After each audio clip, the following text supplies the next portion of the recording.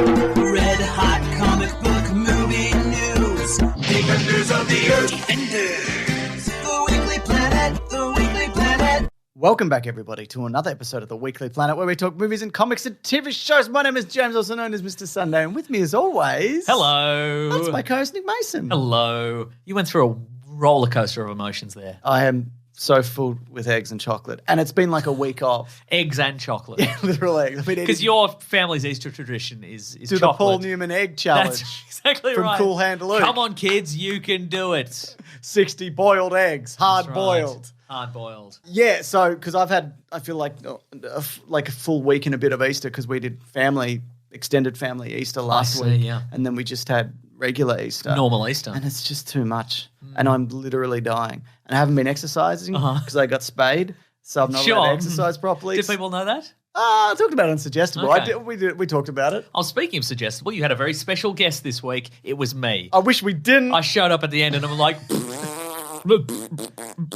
And that was 20 minutes of that at the Because back I thought end. I'd shake up, the stuffy I agree. podcast suggestible. Thank God, because we both got to just really, lay into Claire, just really derail her. Claire, I jumped in the podcast studio when she was recommending a self-help book, and I'm like, let's knock this thing down a couple of notches. Here we go. Here we go.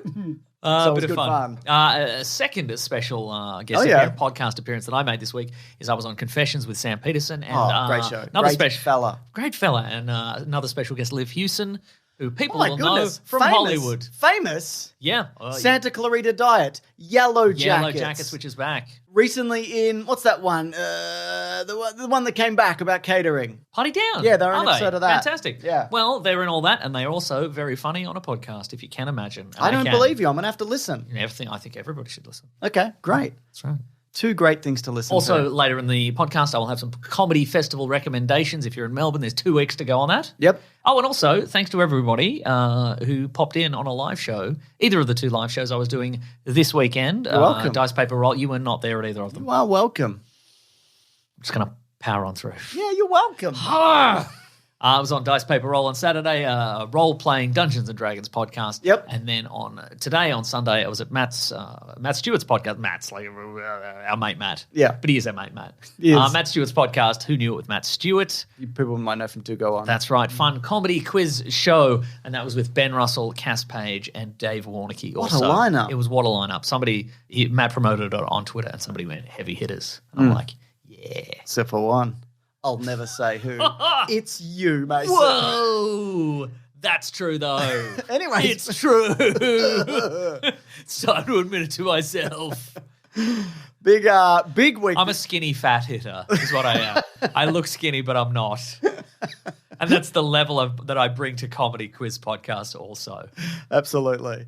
Here we go, Mason. So it's a huge week this week. Yes. This is an action-packed, jam-packed episode. That's right. Because we had Star Wars Celebration Yep. in addition to the Super Mario Bros. Movie. And there's so much news within that Star Wars Celebration. It's also still happening, so there might be some other announcements. But they did all the big stuff kind of like Right. up top. That seems like a tactical error. I agree. I would leave the biggest stuff till the end. Well, maybe they have, and we missed it. Darth Vader's back, but he's orange. That's right, like an M&M. Oh, okay. Yeah. I was going to There's say a whole squad of Darth Vaders, and they're in M&M colours. like a Terry's chocolate orange, but they're brown. Woke, and they're woke And now. are they woke now? The I M&Ms. can't keep track. I think they were. Wait, chocolate oranges? Is there not a... I remember the M&M thing was like, these M&Ms cannot be fucked anymore. I mean, as in like they're not sexy. What happened to the M&M with boots and boobs? She wears comfortable shoes now. At the comedy festival, there's an M&M's booth Oh, yeah. at one of the venues where you can take photos with the M&Ms or whatever. The people in costume, or is it No, like... it's just cardboard cutouts of M&Ms. Terrific. And you can buy M&Ms. I'm like, do we get free M&Ms? They're like, no, you have to buy M&Ms. Wow. I don't like and that. she's wearing sensible shoes. This is ridiculous. Disgusting. Yeah. Anyway, so we're going to talk about a potential Marvel DC crossover movie. We're going to also talk about a quick update on Ike Perlmutter firing. We went in depth on that last week if you are interested. I'm not going to recap it. He's just golfing in Florida, I assume. No right? doubt. I don't think much would have changed for him. Harry Potter getting a reboot. Oh. Moana getting a reboot. Shrek not getting a reboot, but getting a Shrek 5. And then we've got trailers for Extraction 2, Blue Beetle, Secret Invasion, Across the Spider-Verse, and Barbie. Big week. So, you know, Big bloody week. good thing we rambled a bit up top. That's right. Let's get into it. James, we have unlimited time. That is the magic of podcasting. That is true. We've got unlimited time and no responsibilities in the other part of the house. Completely agree that we live it Yes. together. That's Yes. right. All right. We finish this podcast, we get on our matching slides, we slide back to the other house. Into our race car beds. That's right. Yeah. Bug beds. Yep. So, Mason, Empire spoke with James Gunn Mm-hmm. and they were asking him about a potential Marvel MCU DCU crossover. And he said, I'm certain that's more likely now that I'm in charge. Who knows? That's many years away, though. I think we have to establish what we're doing first. I'll be lying to say that we haven't discussed it, but all discussions have been very, very light and fun. This has always been an inevitability. Oh, yes. Depending on when brands run out of ideas or they need to have a big injection of fandom and fun. But I think he's right in terms of like, you got to kind of do some stuff first before you cross it over, you know? Right. Yeah. Sure. People are like, oh my God, it's the Avengers versus some of those guys. Some of the Justice Society? Lobo, Ben Affleck's Batman, maybe? Just Ben Affleck? Yeah, maybe just Ben Affleck. Character in Air? Yeah. The movie Air? I got to watch You were Air. tapping at the door? No. Okay, terrific. It could be the Telltale Heart. You think? Well, I did murder somebody and bury them underneath Oh, the okay. studio. Ah, I mean, it could just be a regular tapping, though. could be a tapping. I can check Yeah. if the heart's still there. Nice. In the meantime, I'm going to go retrieve that cask of Amontillado that you have just down in the basement here. There was nobody there. Whoa. I did see a raven, though. Whoa. Is it the same story? It's not. Same book, probably same collected edition. Oh, is it? Yeah. I meant that. Yeah. Great. Yeah. Um, It's Edgar Allan Poe's greatest hits. That will happen again. I can't hear anything. I don't know what you're talking. Let me take these headphones off. Okay. They were just earmuffs. I've been wearing them the whole time. Because you've got chilly ears. Yeah, that's right. Anyways, it's the roof. Huh. Yeah, it's like because it's been raining and stuff and whatever. It's telltale fine. roof. It's the telltale roof. Wow, that's beautiful. It's the telltale sign that I need to cut some trees away from my roof or hire a guy that will do that. Bob Iger also talked about how he might be like licensing out some of their properties because they have, this is a Disney, because they have so much. Like, are they really going to make... Titan AE 2. Yes, are they? Yeah. I think good. That would be great. Putting that out in the world. I wouldn't be surprised if they live-actioned Titan AE, though, Maybe. because that's how you do things these days. But look, I'm not honestly in a hurry to see a Marvel DC movie crossover. I'm not really. You know what it super feels fast. like? That feels like the death knell of the entire concept. Exactly, yeah. Because once you've done all the characters in your universe team up and then all your characters in your multiverse team up, Yeah. and then you cross them over with another franchise, what's left? What do you do? Yeah. Exactly. I mean, that being said, they've done that in the comics a number of times and the universes continue, so... Yeah, but comics like ebb and flow in terms of popularity. That's true. You know, over the years. Yeah, I think it would be great if both of them got to like an absolute pinnacle of popularity and everybody loves it, which will never happen. And then they cross them over. But, you know, we'll see, won't we? We will. Ike Perlmutter. Because also there you want... Collings, edit that bit out where I said Ike Perlmutter, so it looks like Mason didn't interrupt me. Go on. Nice. Go on. No, leave it in so it makes it look like I interrupted you. Because I don't know, like, you also need to see two, oftentimes there's two iconic characters, like maybe it's Captain America and Superman, and they meet and they And fight Superman kills him. immediately, instantly, Yeah. with flick of a finger or what have you. But you want to be like, oh, it's those two iconic characters that I, love so much, and these versions I love so much. Well, that's really important as well, isn't it? So we need, whichever characters are at the forefront of these particular universes, we need to have enough screen time with them. Yeah. That when they cross over, it's significant. Because you can do it with whoever you just happen to have. And for some people, I think that will be enough, just the idea of the two toys meeting. But I think for a lot of people, for your more discerning superhero universe, for your adults super fan. That's right. That's right. Yeah. That's right. You need to feel something with that crossover. I think, and I'm sure some people will disagree, I know some people will disagree, Batman v Superman is the perfect example of that. Like, out of the gate, it had a huge opening weekend, and then people went, I don't know about this, and then it didn't make $1 billion, which is crazy. So, yeah, I see what you mean, Mason. Thank you. Anyways, Ike Pearl... Good interruption, oh I thought. God. Collings, edit that out where he interrupted me again, because he's going to look so rude. Anyways, Ike Perlmutter, Mason. Ike Perlmutter. We talked about him last week. I'm not going to give a whole recap. But basically, he owned Marvel, and then he sold it to Disney. He was on the board, and he's like a big weird racist tight ass billionaire who's been like attempting and has been pulling the strings. But he was recently let go from the board. They shuffled him out through a maneuver. So anyway, again, we did like 20 minutes on it last week. Maneuver's like a cat door. Exactly. Put him out through the maneuver. So he spoke to the Wall Street Journal in a rare interview, and he talks about... I was working for Marvel. Was I? All right. Exactly. I guess. He talked about what happened, and it was basically like, I was actually fired, and it's like, yeah, we know. That's what the headline said. Yeah. But one of the quotes was, "It was merely I don't get my severance if I don't get my last 2 weeks of pay if I quit. So I'm telling everybody I got fired." He said it was merely a convenient excuse to get rid of a long-time executive who dared to challenge the company's way of doing business. Yeah. Yes. Yeah, man. Correct. That's very true. So far, this is a very accurate recollection of what happened, I think. He said, all they talked about is box office. I care about the bottom line. I don't care how Which big... is what? That's the box office. Yeah. But he's talking like fishing paper clips out of bins and budgets and movies or whatever. That's right. Yeah. I don't care how big You didn't finish all this apple. Finish the whole apple. Eat the core of the apple. Eat the cyanide in it or whatever. It'll make you strong. I don't care how big the box office is. Only people in Hollywood talk about box office. That's you. Yeah, You're in Hollywood. Well, you were. Yeah. Yeah.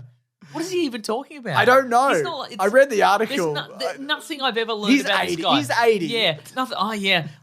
Nothing I've ever learned about this guy suggests that he's about the integrity of characters or anything like that. It is all money. Yeah. But I guess... And racism. Yeah, and racism. But and screwing veterans out of their money. I did that also, yeah. Yeah. I think maybe he's just one of those old guys with the mindset of whatever I do is correct. Yeah, exactly. Whatever anybody else Well, it's that thing of like, a lot of people who are super rich, they don't acknowledge the fact that maybe they got incredibly lucky to get there. Someone News recently did a video on this, actually, this exact thing, where it's like they think that all their good decisions got there. And, I guess that is true to a point, but everything has to line up exactly. And just statistically, somebody is going to end up there, and it happens to be you. We'll talk about another person like that in a minute. But he also warned Walt Disney not to get involved in politics. He warned Walt Disney. Yeah, he said, Walt, wake up. You listen to me, Walt. Don't get involved in politics, Walt. So, yeah, there you go. Don't defrost yourself and get involved. A little update from our best friend and normal man, Ike Perlmutter. Very normal. Yeah. Having a normal one. Agreed. A normal man having a normal one. That's the T-shirt. Yeah. That should be his, if he goes into politics, that should be his slogan. Ike Perlmutter, a normal man having a normal one. Red, white, and blue. Yep. Side profile of his face. Yeah. Perfect. And the T-shirt makes that noise. Yeah. It says, instead of hope, it says normal underneath. Regular. Harry Potter, it appears, is getting a reboot.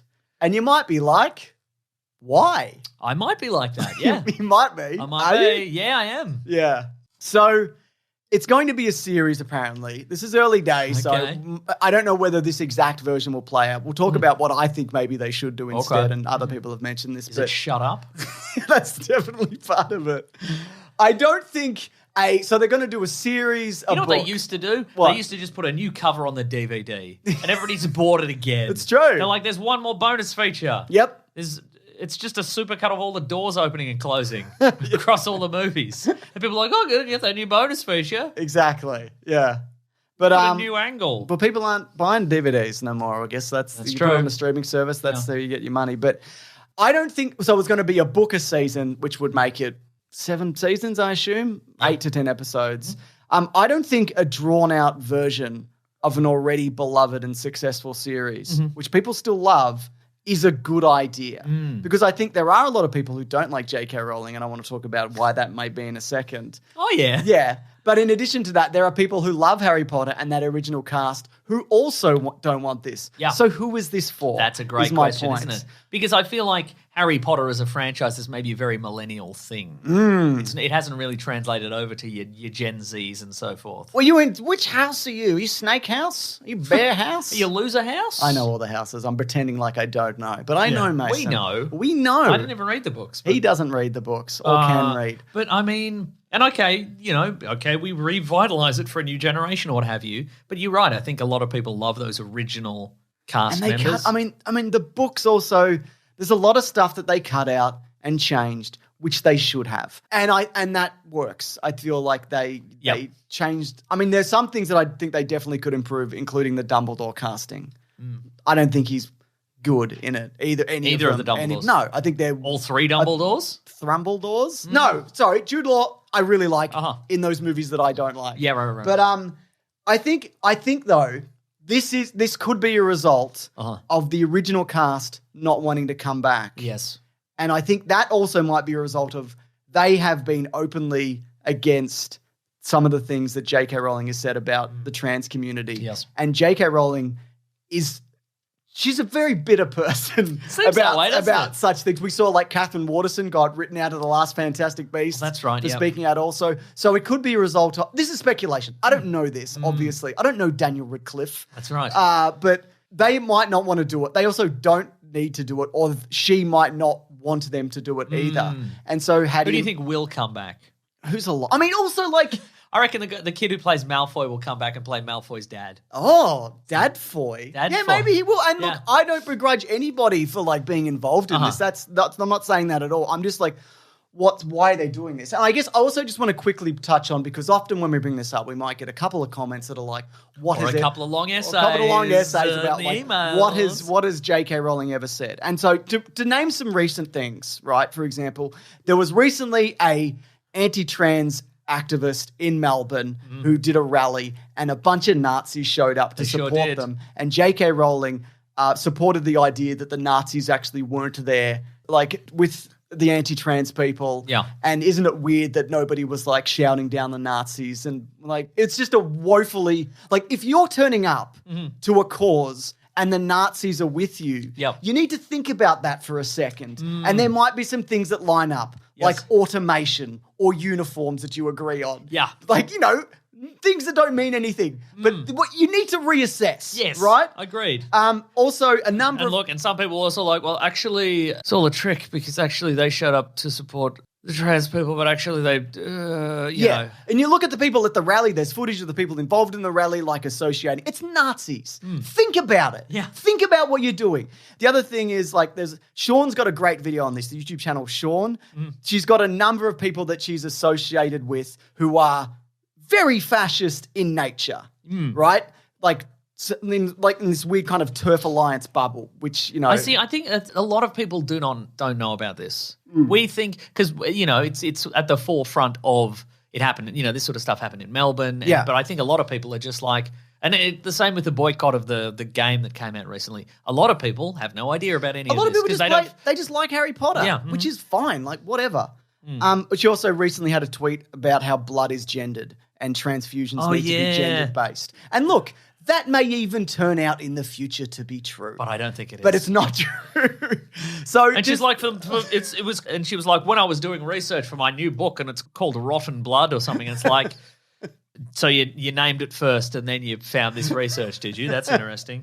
So yeah, I guess that's what I'm saying. I'm also like, if you want to watch a bunch of Harry Potter shit, I don't give a fuck. Like, it doesn't matter to me at all. I think there are a lot of great people associated with Harry Potter and who worked on the games in a while in the movies. I mean, how do you replace like Alan Rickman also? Yeah. What are you even doing with that? So I guess if I was to remake this, which I wouldn't, I would either pick like a really cool like animated style and draw it out a bit like the Invincible kind of method, or as other people have said, you make it a Marauders series where you set in the same continuity, you don't need any of the original actors, and you make it the parents of Harry Potter and friends and whatever. All of those blokes and whatever, and they run around. And so it's just basically you do the same thing again, but you keep the continuity because you're not pleasing anybody with like a reboot of Harry Potter. But also, it's like, the Rings of Power is not a reboot of Lord of the Rings, but it is. Yeah. it's what people huge fans of the Lord of the Rings allegedly wanted. New content in this universe, and it cost $1 billion, and no one talks Nobody about it anymore. finished it. No one. I finished it, but nobody finished apparently, it. 37% of the people who watched it finished it. So. Exactly. So I just think, look, I don't care. Spend $1 billion on Harry Potter, but I wouldn't. Is all I'm saying. You don't even have $1 billion Yet. Maybe I'll get lucky. Maybe my skills, Mason, will get me there. Maybe your skills. This one's via THR, though. Something that people found equally infuriating. Maybe not equally. But Moana is getting a live-action remake with Dwayne "The Rock" Johnson and Ali Carvalho returning as the two leads, as in Moana and Maui. Okay. I feel like this is The Rock going back to the well of like, what can I make so people will like me again? Now, when did Moana come out? 2016. That's not a long time ago. Yeah, I feel like I just saw it, but I guess it's, it's 7 years or Right, 2016. right. It's around then anyway. Okay. It's a great movie. I don't know if you've seen it. I haven't seen it. It's great. Now It's you know really- for sure. Yeah, it's really. And that's the rest of the story. I don't why not make a sequel to this? But I think The Rock is now looking for brands that he can return to get people into, because he took a hit with Black Adam. He's not doing Fast and Furious anymore. What else can he do? Can he make another Spy Hunter game? Maybe he could, can. yeah. Maybe Sure. he can.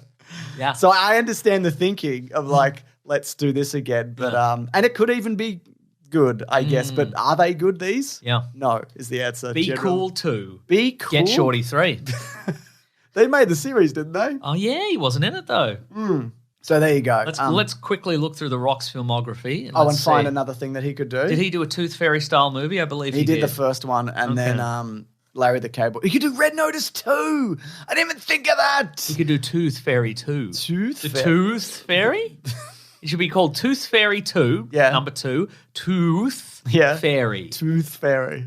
Yep. Threeth Fairy? Yeah. Would that be possible? Yeah. He could do the Scorpion King movie, which is apparently happening. Tooth Fairy 3, Scoot McNairy. He'll be in it. What about The Rundown?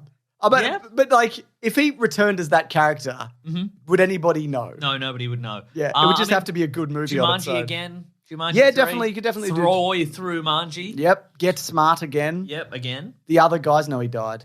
Well, he jumped on board the Journey franchise. Brendan Fraser was out and he was in. Oh, we that's could right. do another G.I. Joe. How about this? Skyscraper meets San Andreas. Skyscraper Andreas. So Skyscraper was the one where he only had one leg. Yes. And San Andreas was the same guy, but he had two legs.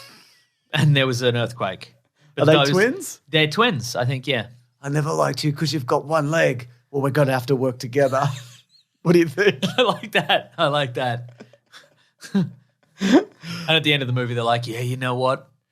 I never liked he had two legs, but the two legs really did come in handy in this for running and jumping and so forth.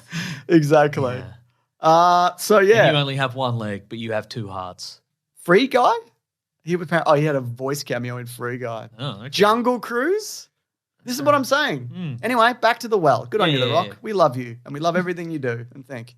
Mason. Go on, hello. Variety reporting that Shrek 5 is happening. Whoa, we made that happen. That's us. We did it with the original cast returning. It Terrific. would seem. Okay. We've talked about this in the Shrek videos, specifically when we talk about the fourth one on the back end of that video. But yeah, why not? Yeah. Why not make 5 Shrek movies? They've already made 4. They're practically there. Oh, I thought you meant another 5. No, Mason, make that'd be one too more. many. That'd be 9 Shrek movies. Yeah. I think that's too much. That's going back to the well too much. Exactly. That's what I'm saying. Yeah. What's left to I guess. Shrek's kids are grown up, and they're like, Shrek, we're leaving. And he's Yeah. like, Call me Dad. I'm having trouble with this. My twin brother's here. He's got one leg. And I never liked him for that. Maybe they would bring in Shrek's family, like Shrek's parents. We've never seen Shrek's That's parents. true. Yep. No. Okay. You're right. There's a lot of old rotten meat to pick out of the teeth That's of the what Shrek I'm franchise saying. and present as fresh meat. Exactly. But it's rotten meat. Yeah. Anyway, Okay. pretty consistently. And I mean, of course, good Puss in series. Boots, as you Exactly. mentioned. Puss in So Boots is incredible. yeah. Exactly. You could reteam that. Yeah, okay, that okay. You put Puss in Boots front and center, Yep. and even if kids haven't seen the Shreks, they'll be like, "Oh, he's friends with Puss in Boots. All right, That's right. don't mind that." Puss in Boots is still in cinemas, making $1 million a day or whatever it's doing. Until now Mario's out, so that's probably not going to happen. Mason, it's trailers ahoy. What do you want to talk about first? Extraction 2, Blue Beetle, Secret Invasion, Across the Spider-Verse, or Barbie? Extraction, the exact order in which you presented them to me just then. Okay, Extraction 2. Yeah, he's back. Jake Extraction is back. Jake Extraction. Jake Extraction is here for action and also extraction. That's right. His name is Jake Extraction. It's the character's name. He's like, call me Jake Extraction. And they're like, I mean, I guess. Anyway, we shot the neck in the last movie. He definitely died. He fell in a river and he died. Yeah. Yeah. But it's okay. This is the dream, though. This is maybe, what if the reveal at the end of this one is these are the last neurons firing in his brain as he drowns at the bottom of a river in South America or wherever he was, or Rwanda or something. I can't remember. Yeah, good action movie. Yeah. Good, solid movie Fun. from memory.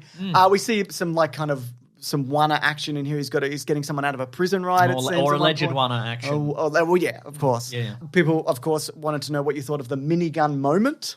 Not bad. Looks impressive. On top He's of not going to shoot any regular men with it, I imagine. I hope Jake Extraction does do that, Mason. So too.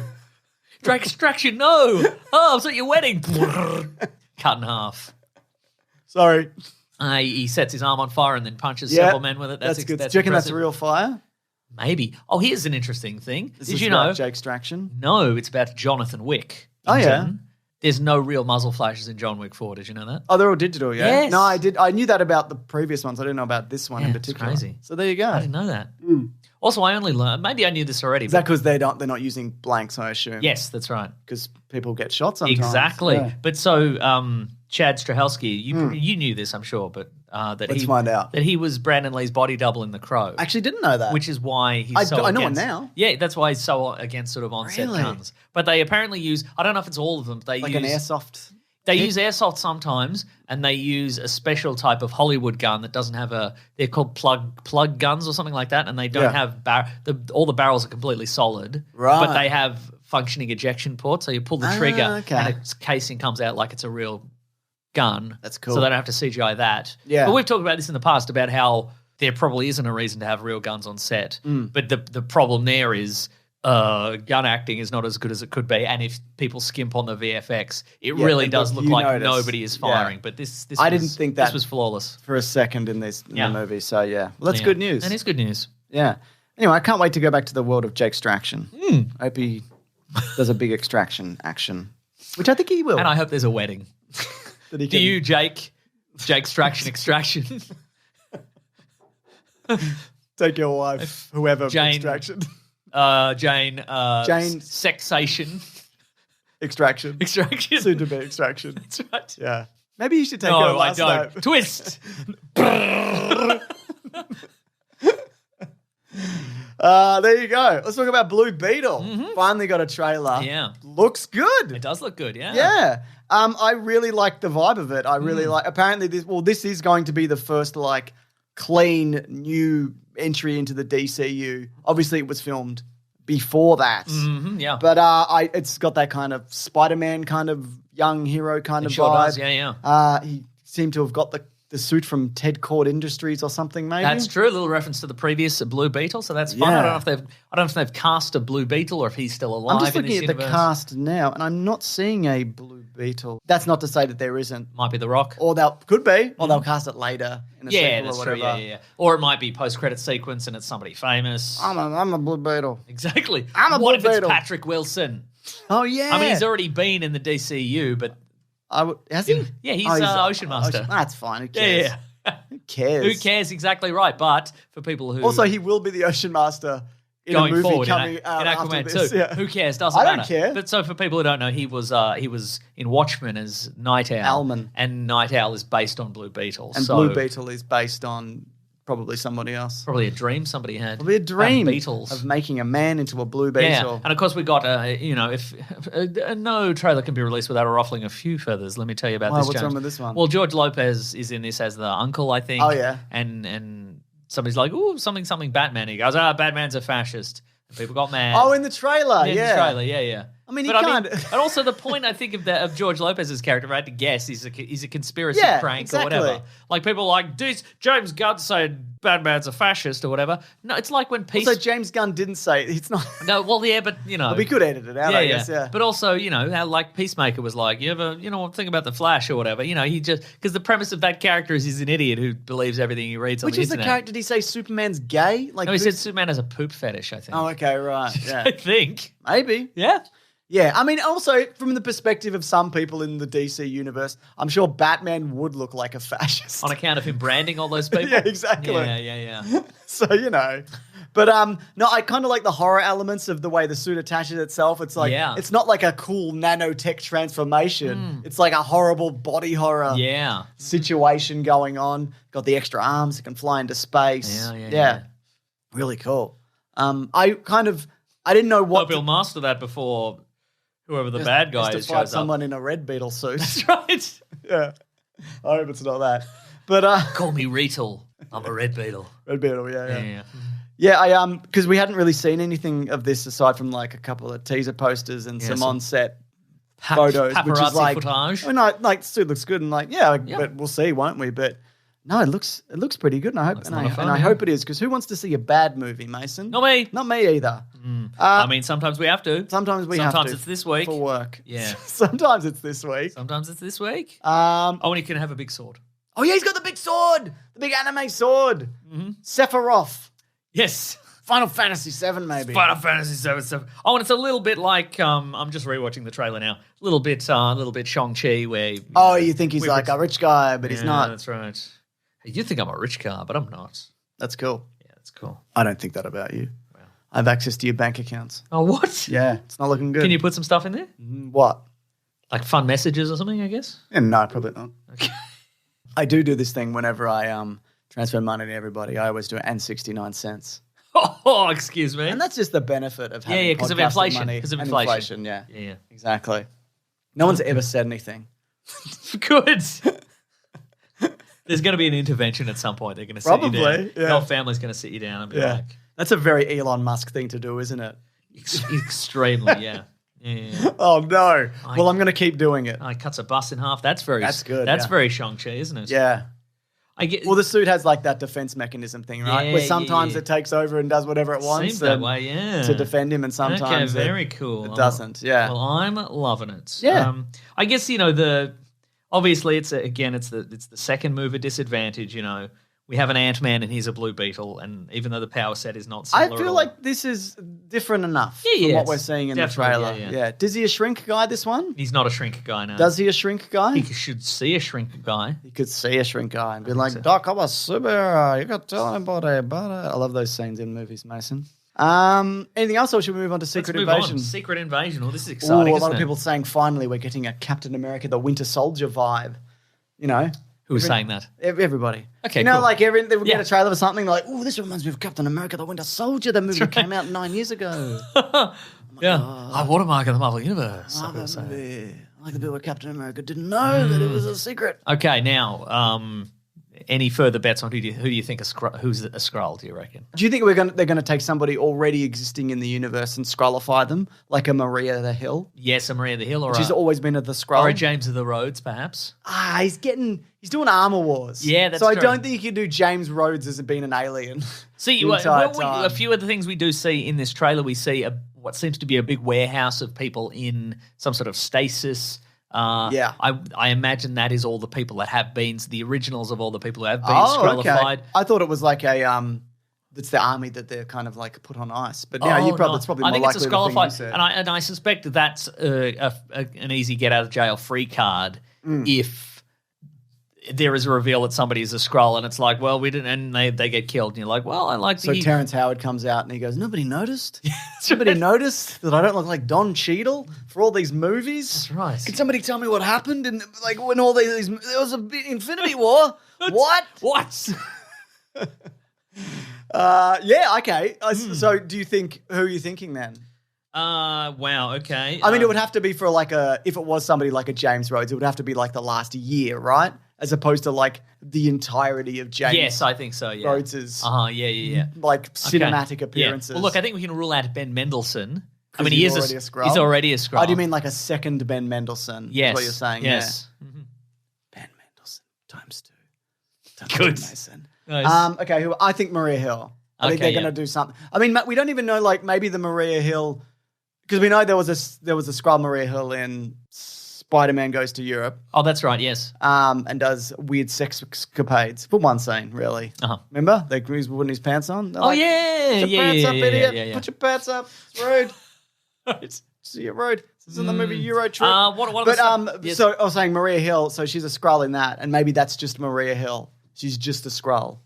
Oh, like she's always been a Skrull. That's what I'm saying, yes. Interesting, okay. Why not? Yeah, okay, cool. Yeah. Yeah. Also, I mean, she didn't go to space, as far as we knew. yeah. What do you think the plot here is? Is it a case of... Well, there's good Skrulls and bad Skrulls. That's true.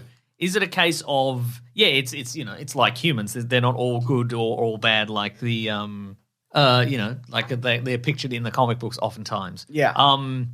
Is it something to do with Fury has been attempting to find them a new planet to live on, but he hasn't had any luck? Oh, and so okay, they're yeah, like, maybe. we're sick of this, Fury. We're going to take matters in our own hands and we're going to take over Earth or whatever. Maybe the whole thing was a big distraction to get him off Earth. Because he's the smartest man in the universe and whatever. Yeah. He always knows what's going on. Also, there's a few things that I think were delightful.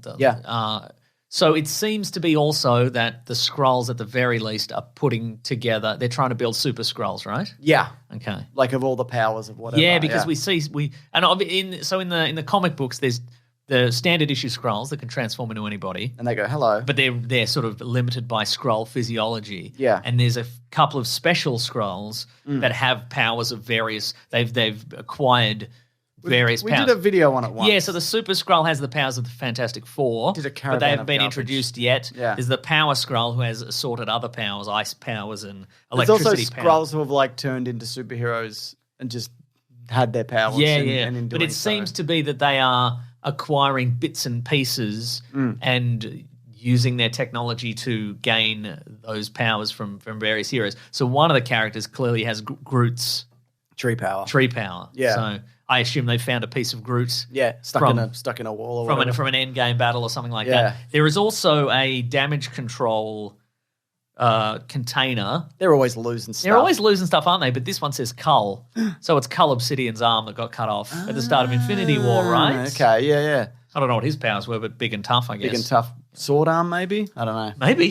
Can't Yeah. rule it out. Can't, I won't. Yeah. Yeah, that's interesting. Yes. Yeah. We get our first I mean, look, he's a big. You could make a big guy, like a thing Yeah, style. like Yeah, a big absolutely. kind of whatever. Yeah. Yeah. First real appearances of Amelia Clark. And Jenna Coleman? Let me check. Okay. Who's in this?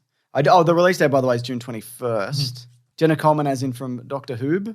No, Olivia Colman. Olivia Colman, thank you Yes, very much. you're right. Yes. Yep, you're right. Yes. You're right. Who might be playing a lady version of Union Jack. Oh, okay. The British that's cool. Captain America, like former. Dermot she's Mulroney's in it. You rat. You rat, Dermot Mulroney. Kristen isn't he the McDonald, pre- you rat. Isn't Dermot Mulroney the president currently in the Oh, Marvel is he? Universe? I think he is. I have no idea. Okay, terrific. One day, I probably won't make it. Someone else will make it now that I've said it. You probably won't make it to being alive to make this video. Maybe not. I probably won't make it, but maybe one day there'll be a video. Somebody do this in my honor.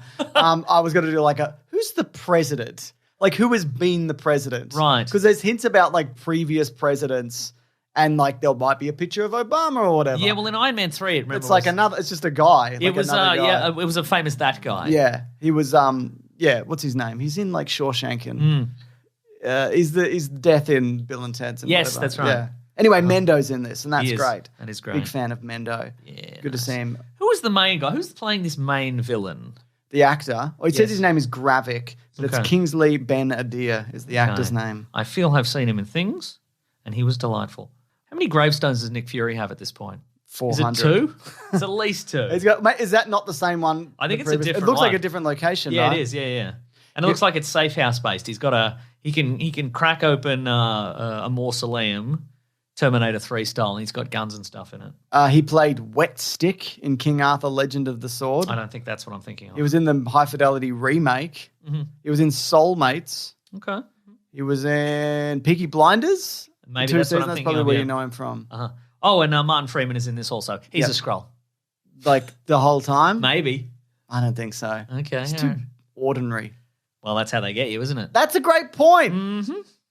Wow. Yeah. Anyway, it looks good. Reminds Yeah. me of Captain America: The Winter Soldier. Oh, yeah, with that intrigue and so forth. High benchmark. Well, because the Winter Soldier was like, "There's a big secret you didn't know." That's right. So it's that. I think that's I'm cool. doing a soldier. Next up, we have Across the Spider-Verse, Mason. Oh, yes. Which is an additional trailer to what we had, where we got glimpses of some live-action Spider-Man in it Yep. from previous footage. Sorry, I'm still looking at the Secret Invasion. Oh my trailer. God! Maria this out where Maria he's Hill. cut it Maria again. Hill is just sort of like she's going around a corner with a gun in a way that would suggest she's not a Skrull, but maybe that's a flashback. Well, there's also different Skrulls. That's true. Yeah. Oh, Mando's not having a great time here. Mando, Yes. Mandalorian. Yes. Yeah. All right. Anyway, Secret Invasion. What a delight. Looking forward to that. Coming out soon. June 21st. That's not far at all. I agree. Across the Spider-Verse, Mason. Oh, yes. As I said, but you rudely interrupted me again. I did. It's true. There's some live-action stuff in there from the other Spider-Man from Yep. previous movies. Oh, yes. I think could very well cameo. Maybe even in live action. Oh. Maybe they'll zip through their universes or whatever. Yeah. We also, there's something else that we see. Look, and there's some wonderful cameos. There's There's a very Ben Mark Reilly. Bagley inspired Ben Reilly Scarlet Spider in there. Very cool. In sort of very, very much comic book cel-shaded action. Yeah. We get the Spider-Man 2099, giving a little shout-out to Tom Holland Spider-Man from Earth 1999. And Doctor Strange and what he did. Yes, what he done. Absolutely. There's And it seems to be a sort of a... Was this the first Mayday Parker appearance, or was there another trailer that had Mayday Parker? We knew she was in it, I think. I think there might have been a still released or something like that. Because Peter B. Parker, Yes. who's the Peter Parker that trained Miles Morales. and who was sad and lonely sad and left his lonely. wife. And That's what I liked about him. I was happy. That's right. And I'm not happy for it. him. It seems to be that he's gotten back with Mary Jane. They've had a kid, Yeah. as was canonical in some versions of the comic book Spider-Man. Depends on what kids they have and whatever. Yeah. But they have a daughter called Mayday, and she's got her own little web shooter. Yep. So that's cool. Yeah, so that's as opposed to the present day comic book Spider-Man, who's just a real sad guy. yeah. God, you got to fix that, Marvel. Like at the moment. Yeah. I haven't been reading present day, it's modern still- day. Why is he so sad? What's he got going on? Because they just don't want him to be married and happy. So they're like, what if he was a loser still? He's not running the Baxter building at the moment. No. Because every now and then they'll be like, Spider-Man's in charge of Iron Man or whatever. Sometimes they're like, Spider-Man, he's built Parker Industries. He's a billionaire. And then he's like, oh, I dropped all my money down the toilet. I'm not rich anymore. That is true. Yeah, now I'm sad. And he's sad. Yeah, well, sad. you got a status quo, That's true. Looks great. Apparently, by all accounts, the inside word is that it's incredible as well. And I hope that's true. Yeah. Be good. Maybe, Sony Animation is somebody you maybe go to if you've got like this high concept idea with a lot of interesting world building that you can do within it. You can just go to Illumination. It's fine. Yeah, I guess you could. Just go to Illumination. Just go to They made Minions. They made Minions. They made Minions and they made millions. Yeah, but Minions is good, Is it? I think. Okay, great. It's exactly what it's talk about it. We will. I was just going to say, plot-wise, what are we looking at here? It seems to be a case of in the Marvel comics there was Somebody has to die Yeah. in Miles Morales' life to prevent like a dimensional apocalypse. Yeah, because there was a Fantastic Four storyline about the Council of Reeds, which I think was ripped off for Rick and Morty with the Council of Ricks. What? Yes, I know it's true. Where there is a secret coincidence. there's a secret multiversal council of Reed Richardses from the Fantastic Four who've all they solve huge multiversal problems, but as a consequence, they've all had to give up their real lives in the real world and leave their families and friends and all that reality to be like, we've got to make the ultimate sacrifice. And that seems to be a very similar thing. Like all these spider people have chosen or are required to have given up their universes so they can save the multiverse every day and bloody twice on Sunday or whatever it is. And he's like, well, actually, I like family and I like going down to the bodega for a sandwich, actually. No, he doesn't. He hates his family. And Does he? And Mr. Fantastic. No, I'm wait, talking about Spider-Man. Oh, yeah, that he does. Reed does hate his family. But yeah, sorry, I got lost among that for a second. But yeah, you're right. But so it seems like somebody in his universe is going to die, or maybe his world has to perish and maybe whatever. I don't know. But looks good, and It just does the look whole, good. you freeze on any frame in this, and you'll see like a weird Spider-Man. Spooderman is in that. Spooderman is in this. Yes, there's a whole bunch of weird little. I mean, I don't think I'll ever, and I say this now, but I will get sick of it. that I really like that pointing meme. And they've done it. I like it in all formats, Uh-huh. but I think maybe this is the pinnacle of the pointing meme. Yeah, maybe. Yeah, I'm a big fan, Mason. And the final trailer of the week. Oh, yes. Unless you want to interrupt me with another thing you want to say, like a rude dude. Well, I have to keep up my reputation as a rude dude. So, there's so many Spider-Man in this. I know, yeah. Damn. Some really cool designs and art styles Yeah, and yeah, different yeah. animation techniques. And Do you think Spider-Man 2099 ultimately is a bad guy? No. Or do you think, I think No. it's just, yeah. Do you The think suit's too cool. Do you think the Spot is the bad guy because he's just knocking off like a corner store? Or do you think he's No, just I a think that's villain just. who's- I think that's just Miles doing some classic. Is that like an inciting incident or something? Or Yeah, or I think maybe it might just be like here's the stuff he deals with day to day, and it's real and it's grounded, and and he's going to have to give that. He's going to have to make a call. But I think in the end, he's going to figure out a way to have it all. I agree. Next up, we have Barbie, Oh yes, which is a bit of fun. It looks like. I think it's a bit of Greta fun. Gerwig's Barbie movie, Margot Robbie, Ryan Gosling, That's right. various Various others. Simu Liu. And it's Simu Michael Liu, Cera. Kate McKinnon, and they've sort of, as far as I know, they've gone all out in terms of both deep cuts of Barbie lore. So, like, Michael Cera is playing a guy called Alan, who is just Ken's friend. Oh, really? He's I just didn't some know guy. that. Okay. There is one of the characters is pregnant, like she's a pregnant lady, and that was just a long forgotten doll they tried out once in the late 60s or something, and nobody bought it, but they brought it all back. They brought that character back. Is that character like indefinitely pregnant? Yeah, themed that way. And we've got, and assorted other Barbies, including Kate McKinnon. Helen Mirren's in this. Anne she? Hathaway's in it. I'm just looking at this cast list. Kate McKinnon is playing a sort of Barbie, Who'd been given a haircut. been given a home haircut and scribbled on the face, and one of the legs broken off, and etc. So, bit of fun, and plot-wise, it seems to be Go to the real world. sort of a Brady Bunch thing. Yeah, the Barbies are going to have to head over to the real world and meet Will Ferrell, and he's going to be like, That's a bit of Lego Movie, isn't it? Because in the Lego Movie, they went to the real world and met Will Ferrell as well. oh yeah. It looks really funny, and like I wonder whether this is a kids movie though. Like, do you think like you could take a kid to this and they're like, because there's jokes in this. There's like Do girls like Barbie still? yeah, Do they? yeah, definitely. Okay. Like there's a beach off joke, Or right? others, I don't know. Or others, exactly. yeah. There's a beach off joke, right? Okay, yeah. I mean, I'm going to see this. Yeah. But there's a beach off joke. Yes. And like, obviously for a kid, that doesn't mean anything. Yes. But for an adult, Because they're having it a does. beach off, like a walk off. Yeah, exactly. But obviously, if you're an adult, that could mean a different thing. Could be. So I just wonder, like, how kid friendly is this? I just like Ryan Gosling also, just very funny, I agree. and I don't like that. Yeah. No, good on him. He should be in Another Nice Guys or Good Guys, whichever Yeah. one it was. Or He that- should be in a Good Guys ad. The one with Steve, yes, he should, with Steve Carell. Yes. That one he did. That was he was funny in that. And Margot Robbie's obviously great. There was that conversation recently of like the last 4 movies that Margot Robbie had like bombed or whatever is her career over. But none. If you look at those movies, like you look at the cast of people in them, it's like Brad Pitt and whoever. It's Christian like, Bale Yeah, and- nobody else is like, wow, Christian Bale. Yeah, in he's trouble done, now, isn't he? Like, Yeah. get fucked. Right? If she was like bad in them, Right, then exactly. I would understand, you know. But she wouldn't be cast in these things if she were bad. Yeah, she would be cast exactly. in a Babylon or whatever it is, or an Amsterdam or whichever one. whatever she's one in. it was. I think yeah. it's Babylon. It's both. But Okay. maybe.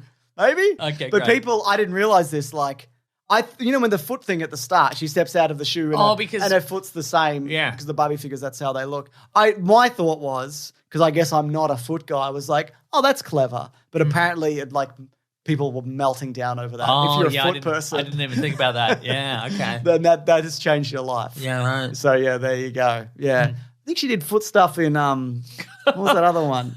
The guy who did all the drugs and took everyone's money. DiCaprio. There's like a scene in that. A character DiCaprio was playing. Oh, to be and clear. in the Big Tarantino Short? one. The Tarantino one as Oh, well. yeah, Once Was that Upon a her? Time That in might be Hollywood. someone else. There's someone at the door. I think it's a dog. Told you. No, this is new, Mason. This is different than the other thing. It's the same thing. Different. There's thing. always a dog. It's the telltale dog. Hello, which one is it? Hello, Ollie. Hello. Look at you go. Look at you go. Hello. Hello. Hello, Petunia. It's all right. Oh. It's bloody chilly up there. Oh, you went wrong. Barbie. Yeah, it looks good. Look, I think, James, it's been written by Greta Gerwig and Yep. Noah Baumbach, and I think they're very much clever enough to Make a good thing, hopefully. make a good thing that is going to have some fun jokes for kids and some sly little references for the adults. If only every movie could do that, but not every movie can do that. That's true. Mason? Yes, That's true. that is true. It's Star Wars Celebration 2023, everybody. You better believe it is. Unless you want to do Mario first. No. Okay, it's still Star Wars Celebration time. You were like, oh, we got a lot to get through. And I'm like, we did all the news, James. And then you said Star Wars. And I'm like, oh. There's so much Star so Wars much news. Star Wars news. All right. And what better way to kick off Star Wars Celebration news than talking about the Indiana Jones and the Dial of Destiny trailer? The new trailer where yes. it goes, 1960s song, Indiana Jones doesn't understand anything anymore. He's on a train and he sees a kid in an astronaut helmet and he goes, fucking Jesus. You know? Yeah, absolutely. Yeah. So that's where we're at with Indiana Jones. Because time has moved forward. Just an old crank on a bus. That's right. Now, Mason, my one note for this is, Mason, Go on. you cannot stop me being excited for this. I wasn't going to. You cannot stop I me. shan't be doing that, and I don't want to be doing that for you, James. I'm excited also. Yeah. You think But? what do you mean, but? Oh, you think I'm going to... Yeah, come on. Do you want me to throw a spanner in the works? I don't know. here? Do you want to? No. Do you think there's going to be time travel in this? Yes. Because somebody is like... I'm going to bring Nazis back with time travel. Somebody says that. Somebody's like, I Who's don't gonna stop me, I don't Indiana agree Jones? with a lot of what Hitler said, but... No, but isn't there a line where somebody goes, well... I'm going to right the wrongs. Yeah, or whatever, that's right. Yeah. So Yes. that dial's probably a time-traveling dial. I agree. A little real time turner. And they're going to go back and they're going to turn Indiana Jones into a woman. Whoa. And he's going to say, now I'm Indiana Jones. Wow. And he's going to get upset. Wow. Yeah. Wow. So, I'm Indiana S. Jones. Indiana Exactly. already ends in an A, but we added a bit more to it. That's right. So apparently also it's like the first 25... Mrs. Indiana Jones, Ina. The first... Housewife. That's right. The first Indiana Jones. But not by choice. No. Has to be a housewife. The first 25 minutes James Mangold talked about, because he's the director of this one, not Spielberg. He goes, I just wanted to make it like a classic Indiana Jones adventure. Yeah. And that's where we get all the young Indiana Jones deepfake stuff and whatever. And then I it's said, gonna- could the first 20 minutes exclusively be a picture of a map, the line with a plane going across it, and just the Indiana Jones theme for 20 minutes? And they said, yeah. Absolutely. I think they were drunk, but I got them to Well, sign yeah, it we'll anyway. do it. Yeah. So I think that's going to be a good transition, I think, into these. Yeah. Especially, I was talking about this recently with Claire. I think we even recorded it where I remember when the one came out in 2008, and I remember being like, God damn, this guy's old. Look at him now. Oh, he's so old, Mason. I love it. He's so old and cranky. Yeah. He's even older. Oh, my God. Yeah, but there's just a lot of like really cool little action beats in it that we see in the trailers. And sure, there's that floating head on a horse shot from the previous trailer that everyone went bananas on. But if you're caught up in it and whatever, I think this idea of like analyzing movies frame by frame, like I don't, it's like individual frames on a movie sometimes don't look good. I don't Who else care. we get in? We get a little snippet of Toby Jones. Yeah. Who I think is Phoebe Waller-Bridge's the daughter of him, Yes, his character. maybe. But I think that's still a mystery at this point I see, as right, well. okay, right. Yeah. Maybe that was editing. Maybe that was a little bit of confusing. Yeah, because deliberately confusing. I also say editing. like an interview. I can't remember who said it, but like that's a mystery of this. Oh, right, okay. But maybe it's not. Maybe okay. it's just, Maybe the mystery is that nerd her father, or is it a cool guy? oh, perhaps? like Shia yeah. LaBeouf. Yeah. Exactly. Maybe it's Shia LaBeouf. Is it Mutt Williams? Is it Mutt LaBeouf? That's right. But also some little character beats. It looks like Phoebe Waller-Bridge's character is very much, she's out on her own. She's locking Indy up behind a gate and taking off with I'm the gonna Dial do a of big Destiny. adventure. That's right. Yeah, but also he's talking about is like this is the thing that I needed to get right, and I didn't get it right at the time. Ah, yes. Wow, you never mentioned it before though, did you? It can't be that important to you. Yeah. Indiana Jones. Come on, man. Yeah, but it seems as if that item or whatever is going to be present in the first 25 minutes, and all of that comes back to bite him on the ear. Do you think there'll be a short round cameo? No, well, not initially. They might have put one in. I think they might have put one in. Yeah. At this point, I reckon there's been time. I reckon there's, Indiana Jones is not known for post-credit sequences, but if there's going to be one, I think it's going to be. I don't think they'll post-credit. They might. No, because Star Wars... Would you love it or would you hate it? I don't care. Oh, I would love it, honestly. Yeah. Oh no, the post credit. Yeah. Oh, short round. Yes. I would love it. I would rather it be like, let's put this character into this movie or universe properly. Yeah, sure. Than like, here he is and Well, there there's he no goes. time. I know There's that. only time to get Kei-Hugh Kwan in a closet, in a green screen, in the volume, and he'll just be standing in Istanbul or whatever. They've just put Istanbul on the volume, and Yep. he's like, and they've just adorned him in random Indiana Jones. He's got a slightly different hat and a slightly different whip and a slightly different leather jacket. And he's reading a newspaper that says, big win for Indiana Jones. That's right. And he like, goes, great he's stuff. great. Well, maybe I've got something to say about that. And then it cuts to black. And The everybody's volume like, cuts to black. the volume, And then he just, is that all right? And he walks off the set. volume cuts to test pattern. And he's like, is that good? All right. All right, great. I'm back. Oh, good God. I was the stunt coordinator for X-Men. Thanks for nothing, honestly, the last 20 years. You absolute dogs. Anyway, Mason, you cannot stop me being excited for this. I'm not going to stop you. You cannot stop me, so Fine. don't even bother. Okay. It's irrelevant to me what you think on this. God, you're such a hater. I am a hater. That's undeniable, honestly. Harrison Ford didn't go to Star Wars Celebration, though. He just said a video that was like, I hope you like movies. I made a movie. Nice. Maybe I'll make some more. I don't know. I'm pretty tired. Do you think they were like, hey, Harrison, how about we put the trailer for Indiana Jones in front of Star Wars Celebration? We make it look as if you're doing another Star Wars thing, and then we trick them all.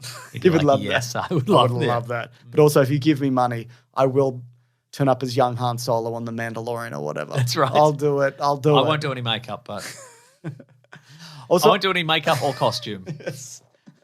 good stuff. Blade mate. Runner 2049 is as good as you're going to get from Oh me. my goodness, It's that's going to his, show up in t-shirt and jeans and be like, and an earring. it's me, Han Solo. That's his best look. Yeah. Now to move into Star Wars news, Mason, your favorite. It's not, but all right. We got an official timeline of events. This is how the galaxy is played out. Get ready. Write this down. I'm not going to. Write this down. How about I just take notes in an audio fashion Yeah. and then I'll take notes later. Write this down. Okay. The timeline is Let me put on my green visor. You know those green Yeah, plasticky see-through the visors? see-through visors, yeah. We got Dawn of the I think Jedi. if they changed the lighting a little bit, they wouldn't need the see-through green visor. Well, it's the fluorescent lighting, Yeah, isn't it? yeah, It's yeah, absolutely. yeah. I think they should just switch to LEDs. Yeah, I've taught like not full time, but like I've taught in classrooms with LED lighting. Uh-huh. Insane. It makes you feel insane. It makes the kids go insane. It's awful. That's why I'm putting Is on it this LED? normal What is green it? light. LED? What is it? Whatever those office Sulfur? lights. I don't know what it is. Okay. Terrible. Regular? Regular. You need a warm white. Warm white. Anyway, so we got Dawn of the Jedi, where we'll be getting a movie from, it seems. The Old Republic. Stop me if you've got something to say. I don't know. I'm The yawning. high- I'm actively yawning. I don't know if you noticed. The High Republic. Okay. The Fall of the Jedi. Okay. The Reign of the Empire. Okay. Age of Rebellion. Oh, yeah. The New Republic. Uh-oh. Rise of the First Order. Oh, come on. And then the New Jedi Order. Interesting. Which we'll talk about. So you're saying they're going to do a thing from each of these? No, there are things from each of these, but there's 3 movies which we will talk about, which land in this era, and then a bunch of TV series that mostly land around the Mandalorian for reasons we'll talk about. Oh, before we go to that, have we talked about Mangold is doing Swamp Thing? Did we talk about that We last will week? talk about that because he's doing a Star Wars, and I want to talk about that right. specifically, Mason. Oh. Is that your one bit of news for the week? Maybe. All right. Because we were talking about Mangold like 5 seconds ago. so That's I'm true. He's all over the place, this bloke. He might be too all over the place. Hey, what's getting cancelled this week? What Star Wars things are getting cancelled this Can't week? wait to find out. All right, Mason. all right. Well, I got news on that as well. Yeah. So we also got a look at Andor season 2, or they talked about it a little bit. Uh-huh. It's halfway. We're going to talk about it a little bit, folks. And then Woo! shut up. It's Terry. Oh, boo. It's Terry, whatever his name is, who hates Star Wars. Who makes it? What's his name? Can't remember. Anyway, it's going to be out in August of 2024. You're thinking of Terry's Chocolate Orange. I am exactly. Terry's Chocolate Orange. It's going to be every 3 episodes. Is going to be set in a year. So they're Okay. going to jump around. Apparently, the first episode is set a year after the last. Because originally it was going to be 4 seasons, right? 4 or 5. This yeah. might be, so this is probably the method of... Let's move it along. Yeah, moving it along. a little bit. That show, I've been thinking like I'm going to watch that again, or at least the prison sequence. Yeah. Just incredible. What an incredible show! How dare they? Quite How frankly. dare they? Rude. Yeah. Makes everything else look like shit. Rude, Mason. Yeah. Because people aren't loving New Mandalorian. I'm fine with it. Yeah. I think the one problem with this new season is there's a couple of problems, They resolved all the Grogu stuff Okay. in the Book of Boba Fett. So they can't do any of that. Sure. So it just seems to be like little adventure of the week because Yeah. they're waiting for Ahsoka to introduce like Thrawn and whatever. So they can't move everything too much forward. Right, okay. Because Ahsoka's going to do that. Mandalorian season 3, treading water. Yeah, pretty much. But like Jack Black and Lizzo are in it and some people lost their minds. But like who gives a shit? I don't care. Some Star Wars is good and some is bad. It's always been the way it is. And sometimes it's in the same movie or property. Anyway, Skeleton Crew, they talked about that. That's like a Amblin Goonies style adventure. Jude Law's in it. He's like a Jedi. I guess another surviving Jedi. These guys, they should have killed more Jedi. I don't know what they were thinking. They did a terrible job. They did a bad job. God damn. So yeah, that by all accounts is going to capture that kind of ET kind of spirit, but maybe adults can watch it and be mad about it too. Of course they can. That's the Lucasfilm Star Wars guarantee. Then we have the Acolyte, which is like a Rise of the Sith kind of situation. Okay. There's some leaked footage. And This is a Rise of the Sith situation. It's a Sith situation. Carrie-Anne Moss. Yeah, has we're in a Sith situation. Look out. Keep your head down. Carrie-Anne Moss has a little fight sequence in it. She's some kind of maybe Jedi. Was this or on something. the internet or is this just... It was leaked. It was leaked. If Okay, you want right. if you want to check it out. Okay. The dude from Squid Game is in it. Okay. And that's fun. Okay. So yeah. Sam Squidly Diddly. Sam Squiddly Diddly. That one might be set in the Squid Game Warehouse? Yeah, that's right. In the game of red light, green light. They need to do one really, really low budget just to see what somebody can squeeze out of it. Oh, okay. Just set in a room or something. Set in a room. Yeah. Just punch each other. Star Wars set in a room, it should be called. Oh, I thought you meant Squid Game. But yeah, Star Wars set in a room. Absolutely. I think that one might be the High Republic era. Let me check that. I actually don't know. Let me check because I think they're putting a Wookiee Jedi in it. Leslie Headland, Star Wars fan. It's set in the High Republic era. It is. So they're getting the guy who plays Chewbacca now to play a Jedi. Wookiee, who's from... There's been, I don't know if you know this, but there's been a whole lot of books and comics and expanded material set in the High Republic. I haven't read a single thing from it. So this is that era. But this is also Leslie Headland, who did Russian Doll. Oh, I like that show. And maybe other things. Okay. Oh, that's one step closer to Natasha Lyonne being in the Star Wars universe. Exactly. That's cool. Do you remember as a kid? I remember everything. But There were a bunch of Star Wars comics that were set... Like in the Old Republic? Yeah, like way back in the Old Republic. And they've got the box attached to the lightsaber? Like that far back? Yeah, maybe. But they weren't even real, it wasn't real Jedi stuff, but they were like people who are weird sorcerers and things. Do you Yeah, remember I that? vaguely remember What that. was that? I don't know. Was that Old Republic? I think Was it that was Old Republic pre-Old shit, Republic? yeah. I guess that is, I'm sure that's all non-canon now, but Yeah. I'm just... But some of it, they bring some of it back in. Like maybe the Old Republic video games. Because I remember that canon. being just weird in a cool way. I remember there was like the first lightsabers were like a box, like a power pack. Okay, Connected great. like with a chain connected to a lightsaber, which you yeah. would then wield. Uh-huh. Which quite frankly seems impractical. And you'd have to go to the lightsaber petrol station every few beheadings. Exactly, yeah. Yeah, fill her up, mate. Yeah, because you could still get that sort of service Absolutely. at the lightsaber petrol station. Do you remember that as a kid? Yeah, vaguely, yeah. Same. Guy would vaguely. come out and fill it up for you. Yeah, and I'd be Incredible. like, get on with it, mate. As a child. As a child. My parents taught me that. Just tell people. That still happens in some states in America. Yeah. Yeah. In service industries, you just tell people to get on with it. Oh, right, yes. Just get on with it. Just get on with it, if you wouldn't mind. So we also got confirmation of a second series of Tales of or From the Jedi. And we got that animated Tales from or of the Jedi. Jedi. Which will it be this week? More Dooku. You think? Young Dooku. Yuku. Young sexy Dooku. I liked Young Sexy Dooku. I really liked Tales of the Jedi. Did you watch it? Yeah, we watched it, right? Oh, we watched it. Okay, cool. Must have been a slow week. But it was great. I thought it was really good. Or did we watch Star Wars Visions? We did that too. Yeah. I think that was confirmed, or is already been Okay, confirmed right. also. But that, who do you want to see in Tales of or From the Jedi? See, I knew there was someone. Yeah, you keep saying that. Yeah, and it always comes true, doesn't it? Oh, my kids have come to say goodnight. Uh-oh. So who do you want to see? And Tales of from the Jedi. You can say nobody. Apparently someone was, I say someone, Steele Saunders was in town this week. Stilton Saunders. And we were having a bit of a chat about a new season of Mando. Apparently R5D4 is in it quite a bit. Oh, New yeah, he season. is. Yeah, okay. yeah. So not R5D4, he's at his moment in the sun. That's true. Let me think. What if they finally brought that Kyle Katarn in? They brought it. Are they? I would love to see. Would a Tales of the Jedi bring in a new No, I probably not. Yeah, okay, it would have to be great. like connected to somebody else or Yeah, whatever. right. I would love a Kyle Katarn, but no. Okay. I think Cal Kestis is kind of doing the Kyle Katarn thing at the Yes, moment. that's true. Yeah. Yeah, actually, Cal Kestis, that would be cool because they are going to bring that character over at some point in Yes. something. Yeah. It's just an inevitability. That's very true. I would like to see some Luke Skywalker stuff.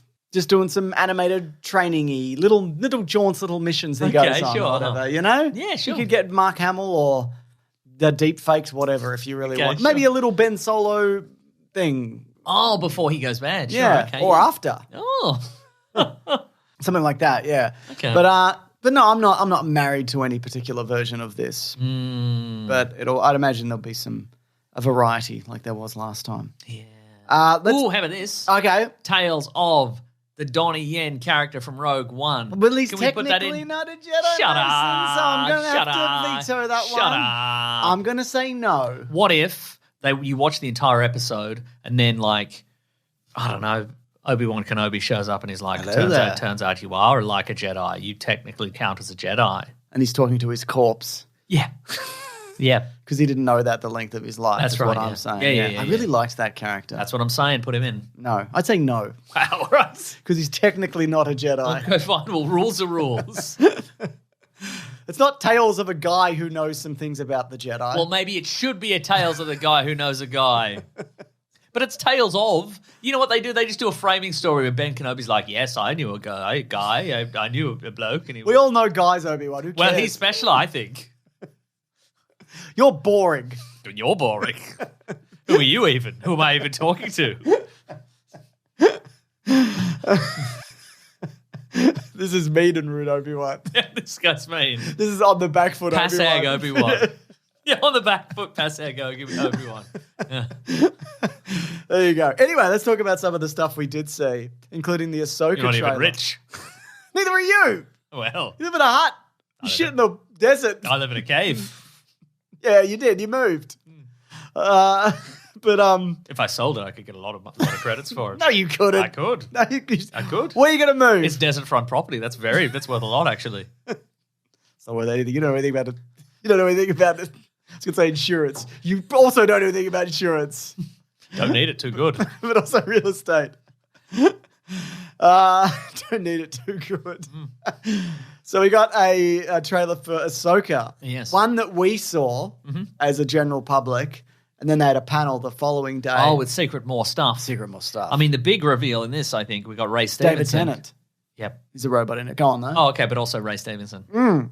And he's wielding what looks like an orange lightsaber. There's What's two going characters. on there? Yeah. I can't remember their names, but they're also named after like Norse mythology wolves. It's like a blonde woman and him, and they is it like Fenris and Fenris? it was something like. It's not that, but it's Okay. whatever. Because Dave Filoni Fenris loves and Fenris Friendster. and friend of Fenris. So he loves wolves and shit. Dave Filoni in his Star Wars. Does that explain the cowboy hat? Yes, that's why. Okay, Yeah, that's what I thought, that's yeah. exactly it. Yeah. There's no through line there, but I just imagined one. But so, I wonder whether it's going to be like a so it's Ivana Sakurno and Okay. Ray Stevenson. Yes. Not sure that's how you pronounce it. And I don't know, It's people are like, Stevenson. thank you. Is that a Mara Jade, Taurus, Cyboth situation? Yeah, For sure, those people why who not? don't know, Mara Jade is a redhead, so Yes. not blonde, but she's the Emperor's hand and she ends up falling in love with Luke Skywalker and they have kids and whatever. Because in this trailer, Ahsoka, of course, says heir to the Empire. Yeah. And everybody goes, Did you say air or hair? heir to the Empire. And sorry, what? Can you say that again, please? Heir to the, with an H. Yes. H-A-I-R. This she is says. somebody in the room asking her, by the way. That's right. Yeah, Did you say hair? Okay. I did. Is that referring to your, is what you have hair, Ahsoka? What's going on there? That's rude, actually. It's Yeah. rude to ask that. Are they polyps? You got are they two big polyps, Ahsoka? What's going on there? don't- I am your GP. I feel I should know. I don't want to know. And Taurus Cyboth is a clone of a Jedi who went mad, and he works with Thrawn. Okay. And Luke goes to train with him, and Luke's like, this guy sucks, but Yeah, I don't right. know why, and it's because he's evil and a clone and whatever. right. But I don't think it's that. Okay. It's two new it's two characters. wolves or something. I mean, there could be shades of it, Mara Yeah. shades. Oh. But we also get a live action Sabine from Rebels. Okay, a live yep. action. Now, Sabine is Obi-Wan Kenobi's girlfriend or something. Who am I thinking That's of? Satine. Okay. Who's Sabine? It's from Rebels. She's got short hair and whatever. Seems like you had longer hair in this trailer. Yes, that's right. Some people don't like that. Oh. Also got Star Wars fans who don't like a thing. Yeah. I won't hear of such a thing. We got Ezra in our little hologram because I don't know if you've seen, we haven't covered them for Caravan of Garbage, we probably will, but at the end of Rebels, spoiler alert, Ezra basically gets some space whales who can go through hyperspace. Okay. And he gets Thrawn and Thrawn's ship and he shoots them off to the unknown regions. So Ezra's gone and then Thrawn disappears in Rebels. I see. And now Thrawn's maybe back. We also get Harrison Dula. Do you think that did he like make friends with the space whales? Is that how he's back? Thrawn? Yes. No. Or maybe he made them do it. But Ezra did. Ezra's friends with the space whales. Okay, but what I'm saying is after that. Yes, they probably made friends. Maybe he made friends with the space probably whales. had a big cup of coffee and they talked about it. Yeah. We're not so different, you and I. I'm a blue guy and you're a space whale. It's pretty different though, isn't it? Yeah, but I mean, we can have this conversation, can't we? So that is something, you're right. Something, isn't it? Yeah. We both love coffee. Yeah, I guess they love calf. It's called calf in the We Star both Wars take universe. our calf the same way in a big trough. So anyway, if you could get me back to where I was through the hyperspace or whatever, I got to kill that Ezra guy. No, he went with him. Oh. Ezra disappeared at the same time.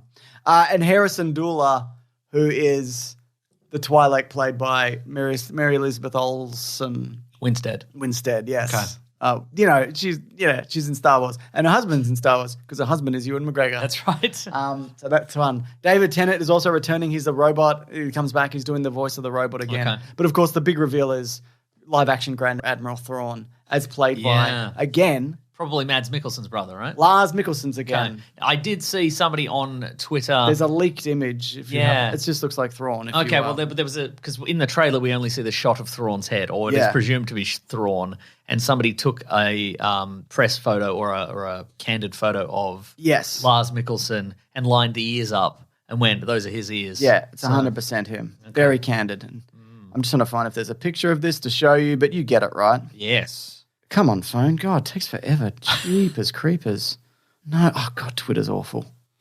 It's always been awful, but this is just awful. I don't know where it is. Anyway, yes. So, yeah, there you go. It's basically Rebels 2. Rebels Season 6 or whatever they got up to in Rebels. I can't remember. But it looks good. It's a Dave Filoni series, which we'll talk about. Well, a lot of the stuff is Dave Filoni driven. I have orange lightsaber questions. What's that? What's going on there? I don't like the look of an orange lightsaber. I like it a lot. I don't like it. I liked how they're sort of faded. Yeah. Like they're sort of washed out. Clearly there's something going on there. Something good or bad. Like the batteries are gone low. Or they haven't stopped at the pump recently. So you're swinging and it's just a light just goes through. Maybe, yeah. Yeah. Uh-huh. Love the Ray Stevenson and you look, just though. feel a bit yuck. Yeah. Yes. So bad taste in my mouth. Oh, it tastes all metal, yeah. Oh. Yuck. Yeah, and you're going to have that for several hours. I don't like this. This has ruined my day. Mission accomplished. Now, Mason, in addition to the Rian Johnson trilogy and Taika Waititi's Star Wars movie, but not the Kevin Feige movie, which isn't happening apparently, 3 more Star Wars movies were announced. Yes, 3 more beautiful sacrificial lambs to be cancelled. So apparently the Rian Johnson one is because he's busy. They even talked about it. Taika Waititi is writing his on his own at the moment. Okay. But also I saw a rumor that maybe he's doing Akira. He's going to make Akira live action. So we'll see if that happens.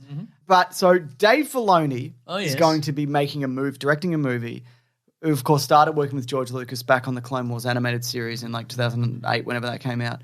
And that's going to be the culmination of all the TV Mandalorian stuff. As part of the Mandoverse. So it's Ahsoka, it's Mando, it's probably Skeleton Crew, it's probably Luke, Han, and Leia coming back and go, we're here too, and we're all deep faked and whatever. Yes, that's just right. a really gross scene you have to look at. Yeah. It's going to be all of that, and they all beat up Grand Admiral Thrawn or whatever happens. So that'll be that situation. I do wonder the translation between, like, I know because the Mandalorian, the numbers have dipped. Yep. And, like, event television becoming a movie. Like, it has been done. Like, recently, what is it? The one that's not The Godfather. It's whatever. Mobsters. They did a mobster prequel, James Gandolfini show. They did a Sopranos prequel. Yes, they did. The X-Files had a Yep. movie. They had a couple of movies. There's some other examples of this where Yeah. like shows. I'm not talking like a Tally movie, like a movie. I thought you said Italian movies. Italian I'm not talking about movies. Italian movies like that mobster with the Sopranos with Or the... the whatever. But no, I think this could do very, very well. But also, you got to with something like this, you've got to make it accessible to everybody at the same true. time. So we'll see how that goes. But Yes. I think this is very much the kind of like the fan-centric driven. This is the ones that people seem to like. They like them, even if people don't like the Mando season 3 or whatever. People like this era. They like that Luke Skywalker can turn up and go, "Hello, I'm young." That's right. People like that. So, God, show off. big deal. I am young. My skin's so smooth. My hair's great. God, Luke. Are you sure isn't there a Jedi code about vanity or Yeah. something? No. I'm the last one. That's right. I'm the only one. I've given up all my material things, but I'm still beautiful. Except for looking great. I've given up all my moisturizer, but I don't need it. I'm Luke Skywalker. I love this vain Luke Skywalker. Me too. All our Star Wars stuff is just adjective, then the name of the The character. name of the character. That's right. That already exists. Yes, that's right. Yeah, so there you go. The other one is, and I think if any of them don't happen, it's going to be this one.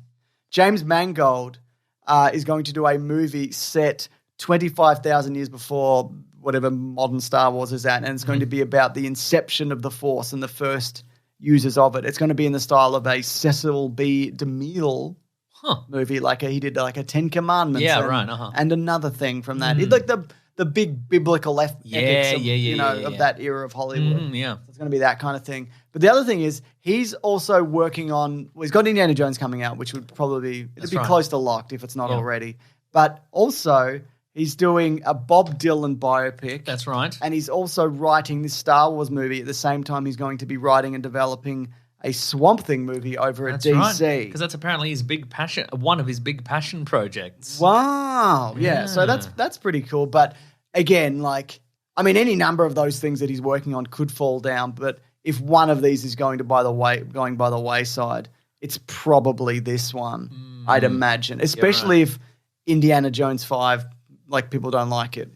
Yeah. Which could just be because people get upset. Or it could be because it's bad. That's true. But you can't take away my excitement for that movie, even though you keep trying to. Seems like you're doing a pretty bloody good job of yourself. So what do you think about that? 1,000 years in the past. That sounds fun. whatever. I mean, that's what I was talking about before with the weird witchy stuff. I think they could tie that in quite neatly. Exactly. I mean, but also, I don't think they necessarily need a James Mangold to do that. So perhaps he won't. No, but I think, he'd be good at it. Yeah. I like his movies, including his new Indiana Jones movie, which you cannot quell my thirst for, Mason. Oh, yes. Despite you constantly trying to.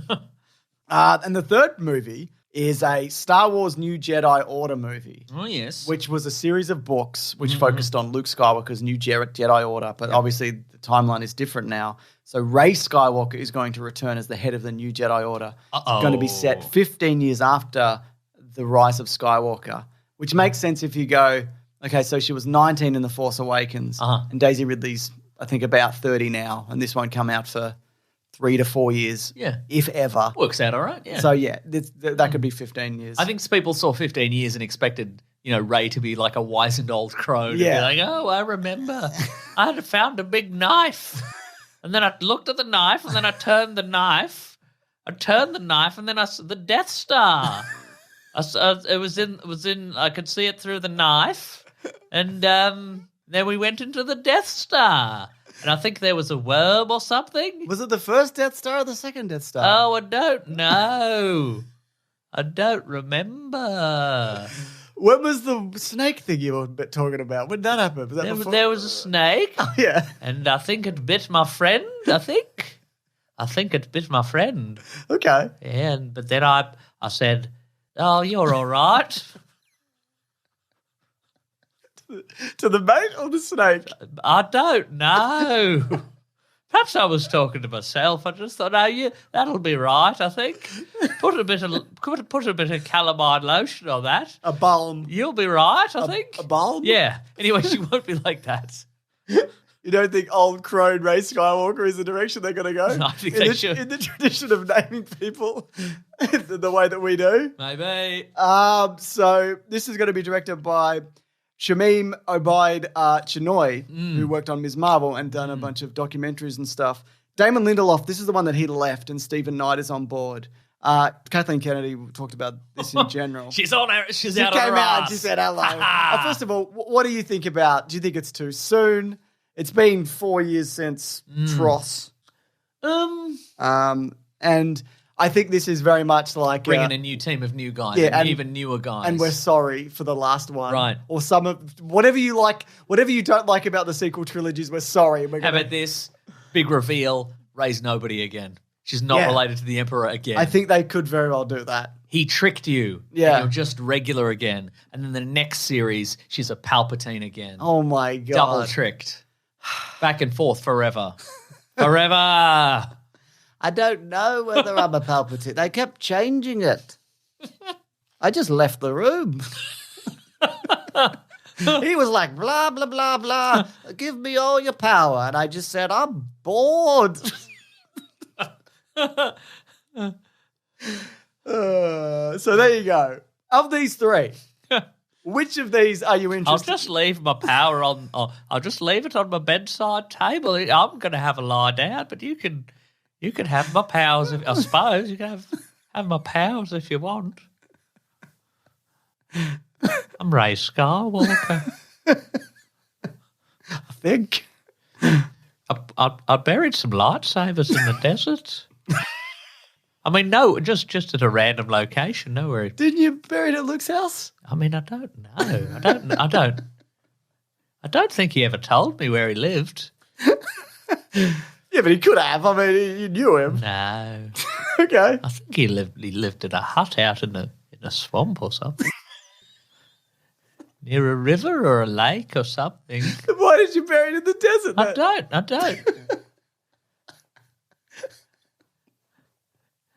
Perhaps it was thematically significant. But I feel like that's right. It was where his aunt and uncle were killed. I saw their skeletons. that was still Yes. Really? They just left them there. there. Like the wind didn't even cover them with sand. No. Wow, that's wild. Yes. So Luke didn't bury them. No, probably. No. Not interested, I suppose. He was off on his little adventures. Jesus. I mean, I'd never even been there before. I'm not sure why I buried them there. Yeah, it does seem a little heavy-handed fan servicey, if I'm honest. But, I don't know what that is, darling. I don't know. Of these three things, We have to keep moving. what do you No, I think? like the Rey thing. I like Daisy Ridley. I think she hasn't, So do I. She hasn't had a fair shake, I think, in just Hollywood and Yeah. Star Wars generally. I mean, she got 3 movies, so you guess. know, she did Mind Snake with Tom Holland. That's true. That was a good one. And she probably did like an old-timey period drama or The something. thing where she was like, "Where's the Wearing a little hat. bridgeboard or whatever?" Yes, exactly. That's right. I like the James Mangold idea, Yeah. which is again the one I think if one of them's not going to happen, or they'll Yeah. just keep pushing it down the line and it would never come Look, out. I'd like to see Daisy Ridley, but I suspect the new Jedi Order thing will just be like, here's some young Hollywood stars in there. And Yeah. look, oh my God, this is exciting, isn't This it? is Ansel Elgort. He's here. Wait, is he young I don't know. or good? Which one is he again? Fault in Our Stars. Don't know what that is. Okay. Oh, is he the He's baby driver Baby guy? Driver. Oh, yeah, no, he's cancelled, I think. Maybe. Anyways, Kathleen Kennedy said she wants to eventize movies again, Star Wars movies. Okay. And I think what she means is like Solo bombed. Yep. People didn't like The Rise of Skywalker. Oh, yeah. Everything is like there's so much stuff in streaming, and they realize that you can also make monies if you make movies. Yeah, sure, right. You can make monies at movies. Money's at movies, baby. So there you go. And that's all the Star Wars news. I'll just do a quick update. Woo, whip, whip, See if there's anything else whip. being whatevered in Star Wars Celebration. I think they're doing a couple of fan panels at the moment, but Ian McDermott's there and he's like, yeah, I was Palpatine, whatever. Oh, yeah, nice. I was there, I was in those yeah. movies. Cool. All right, should we get on with it? Yes. Everybody, it's time to swing your arms from side to side. Go on. It's time to do the Mario, etc. Oh. So the Super Mario Bros. Movie, which Oh, yes. is the there were some animated movies in the 80s or whatever that were Japanese or something. Then they did the live action version, which I've got a little bit of fun trivia at the end Oh of my this. goodness! But now I've got a super real Nintendo. Oh, you forgot? There was 3D also a animated- series of video games. There was a series of video games. They made 2 to 3 of them, and then this movie. I think they should have done a Super Mario Brothers the movie, the video game, in the style of Street Fighter the movie, the video game. Completely agree. Get Fully Hoskins, digitized Bob Hoskins. Hoskins and Leguizamo in there. He shoots Dennis Hopper with a Nintendo scope or whatever. And you do down, forward, high punch, and he goes, I was in King Lear. I used to do King Lear. Roger Rabbit hated it. Pain in me ass. Budget of $100 million. Oh, yes. Box office return. Oh, yes. Record breaking. Apparently, this record was set by Transformers: Revenge of the Fallen. But the US opening is going to come in at around, if not higher than $206 million. Globally, the conservative estimate of this movie in its first 5 days, because it did open a little bit early, is around $368 million. What do you think the story was? Mario is a plumber, and his brother's a plumber, and they're going out there and they're a couple of big plumbing boys in their big plumbing business, but nobody believes in them. Not even their family. I think they're a bunch of Everybody big losers. hates them. Everyone hates them, and they live at home in little beds. Yep. Little Mario and Luigi beds. How old are they supposed to be? Canonically, Mario and Luigi are supposed to be 25. And this is the prequel, I feel, to that. Right, yeah. Yeah. Okay, but they look like adult Then again, squat cartoon men. it's the modern day, so, Yeah. people are staying at home longer. Yeah. Anyway, they find a portal and they end up in Toadland or whatever. And you might be like, oh, what series of events leads them to finding a portal? I guess. Fall in a hole and Yeah, they, they're all. Yeah. and then they see it. They go, oh, there it is. Hey, we're going to the portal. Pretty good. Where's this go? Yeah, and then Bowser's going to destroy Toadland or whatever. Yep. So Mario's got to stop him. Okay. And Princess Peach is there, and Toad, I think and all the stuff you like, I liked this all the stuff you like. Yeah, that's true. I think I liked this slightly more than you. Okay. But Does that mean you liked it at all? okay. I think this is, if you like the Sonic movies, Yes. I think it's probably on par with the first one. I think the Sonic second movie is better. I think it's a stronger movie, a stronger Okay. kids movie. If you like League of Super Pets, if you like the movie Hop, I think Okay. in that sense, Uh-huh. it's the If perfect. you like going to IHOP, the Yes. International House of Pancakes, In that sense, or Pancake Parlor. or pancake. Ugh, yuck. I love going to Pancake It Parlor. sucks and it's too expensive and the food takes too long. I don't think you have any taste buds left, honestly. No, nobody likes Pancake Parlor except for you, Mason. I disagree with I think myself and all the uni students that are there at 3 a.m. while I'm there would disagree with you. I disagree with them. So I think in that, I took my family, both of my kids enjoyed it for what it was, because it's like, look, he gets the thing and he does a flip and he meets Donkey Kong and whatever. So as a kids movie, Yeah. as a movie in itself, not as much. No. What about you? I thought it was bad. And again, I talked to one of your kids that is capable of conversation earlier, Yep. and They both talk, Mason. one talks ish, and he seemed to enjoy all the stuff that was happening. Yeah. And I guess that's cool. That is cool. But some of us like a bit more out of our movies. Yeah, and I know there is that, it could be said, and I'm sure people have said this, and maybe even will say it to us, that, this isn't necessarily a movie for adults, which It's I agree absolutely with. not a movie for adults, yes. But I think you could. Or is it an adult movie? But if you look at and I mentioned it earlier, the Despicable Me franchise, even, which is also Illumination, whatever, maybe the Secret Life of Pets movies. I don't know. I haven't Okay. seen them. I think there was a way to make this at least funnier, Yeah, that's because it's just not. That's my a funny number one movie at all. problem with this, I think, is Yeah. that it is just, there is so much empty space between jokes. Yeah, I was hoping for, the best episodes of The Simpsons. Lego movie. I've not seen most of them, but I've seen Lego Batman. Yeah. It's just wall-to-wall jokes, and some of them as an adult you go, ugh, and some of them as an adult you go, ha, that's actually quite good. Yeah. And I'm sure some of the kids watching will not get some of the jokes. But they'll get the other. They'll get bit. the other jokes. Well, you see Batman in his heart underpants and whatever. Exactly, and that's a bit of fun. Yeah. But this one was just exposition, half-hearted joke. Yep. They go to a different place, exposition, half-hearted joke. Go to a different place. Go to a different place, Get a power etc. up and whatever. Yeah. Yeah, I think there are a lot of missed opportunities in this. And again, as a kids movie, Right. 90 minutes, perfect. Okay. Genuinely. Right. Take your kids if you need to keep them quiet for a little bit, you know? Right, yes. It's perfect in that sense. Which is okay. Movies can be that, but I think there's missed opportunities in the world of the Mushroom Kingdom and joke-wise that they just don't do. It feels like a lot of this is just first pass. Like, how does he get to the Mushroom Kingdom? I don't know. He falls down a hole and he finds a pipe. Well, like, you know, what happens? How does he train? He does a Mario course. He just does one of the Mario courses, whatever. It's like, Donkey Kong's here. What's he going to do? He's going to be like, look at these pecs. And it's like, write something else other than that. Right. You know? But I guess they didn't have to, did they? No. Because they've made $400 million. So Now, I know this was your favorite bit, but I bet you're wrong. There's a moment, well, you said this to me, where Jack Black sings a song about Peach. Yes. So part of the story is that Bowser is in love with Princess Peach. And so that's why he wants to invade the Mushroom Kingdom and whatever. He thinks he's got a real affection for Princess Peach, and he's like, as soon as I show up and I give her some flowers and what have you, she'll fall madly in love with me. And he's not like, I'm going to force her to get married or whatever. He's just like, yeah, she loves me for sure. I like her. Yeah. That's cool. Anyway, and he sings a little song about how much he loves Peach. He gets on the piano. Yeah.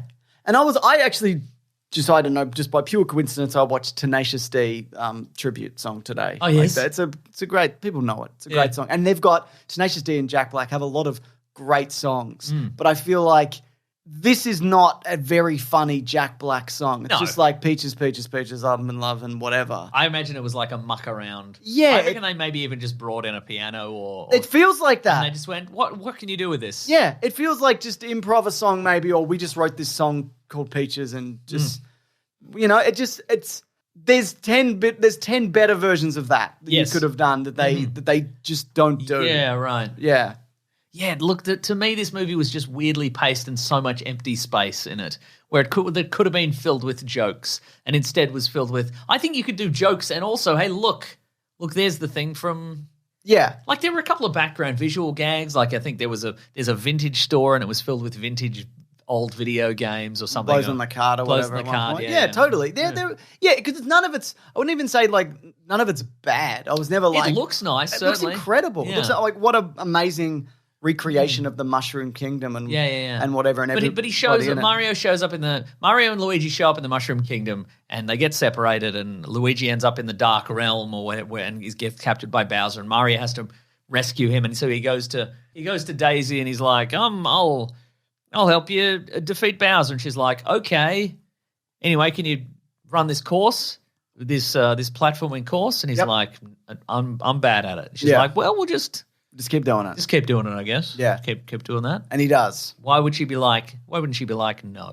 Yeah. What a waste of my time. There is this kind of paper thin like characterization and I think also relationships going on here. Like he runs into the castle to find Princess Peach and he's like, I need to find my brother. And she's just like, all right. She's not like, this is a crazy person. Like, do we want to talk this through? Do I want to push back on this bit a little? It's immediately like, yes. And also, look, we know it's every part of this movie, we know it's a kid's movie. Yeah. But just a tiny little bit of extra anything would have been good. How do I defeat this course? You can use a power-up.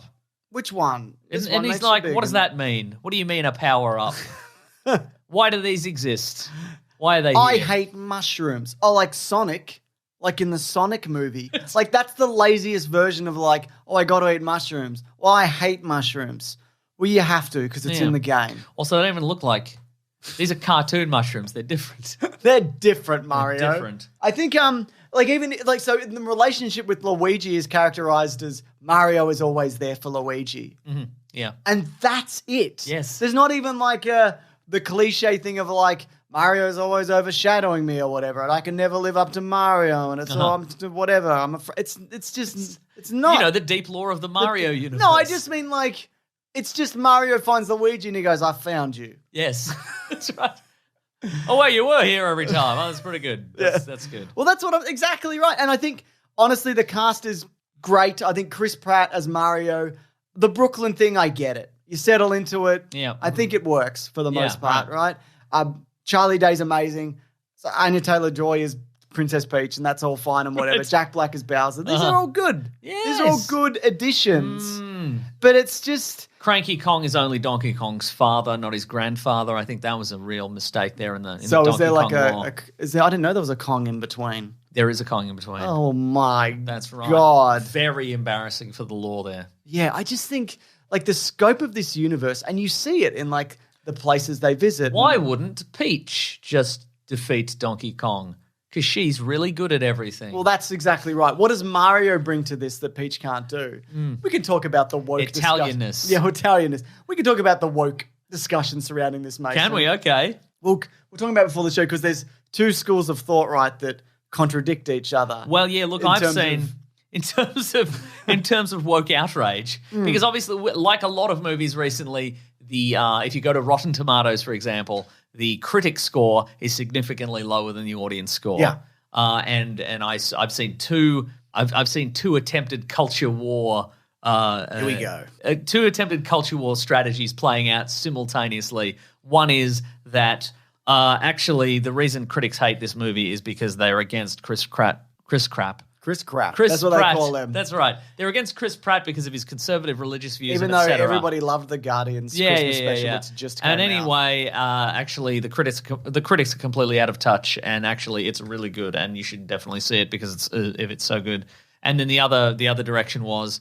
Actually, why does Princess Peach not need to be rescued? Why is she a kick-ass girl? Because actually, that's not accurate to the movie. Because actually, she's playable in a bunch of games. Also, she's supposed to be a damsel in distress or whatever. So they're attempting to fire out both of these simultaneously, just to see which one will hit, and then they're just going to run with that one forever, which I think is fun. And I suspect it's the Chris Pratt. Sure, okay. We hate Chris Pratt because of his conservative views, which is why we all hated the Guardians of the Galaxy Christmas special so much, and why we're all going to hate Guardians of the Galaxy 3.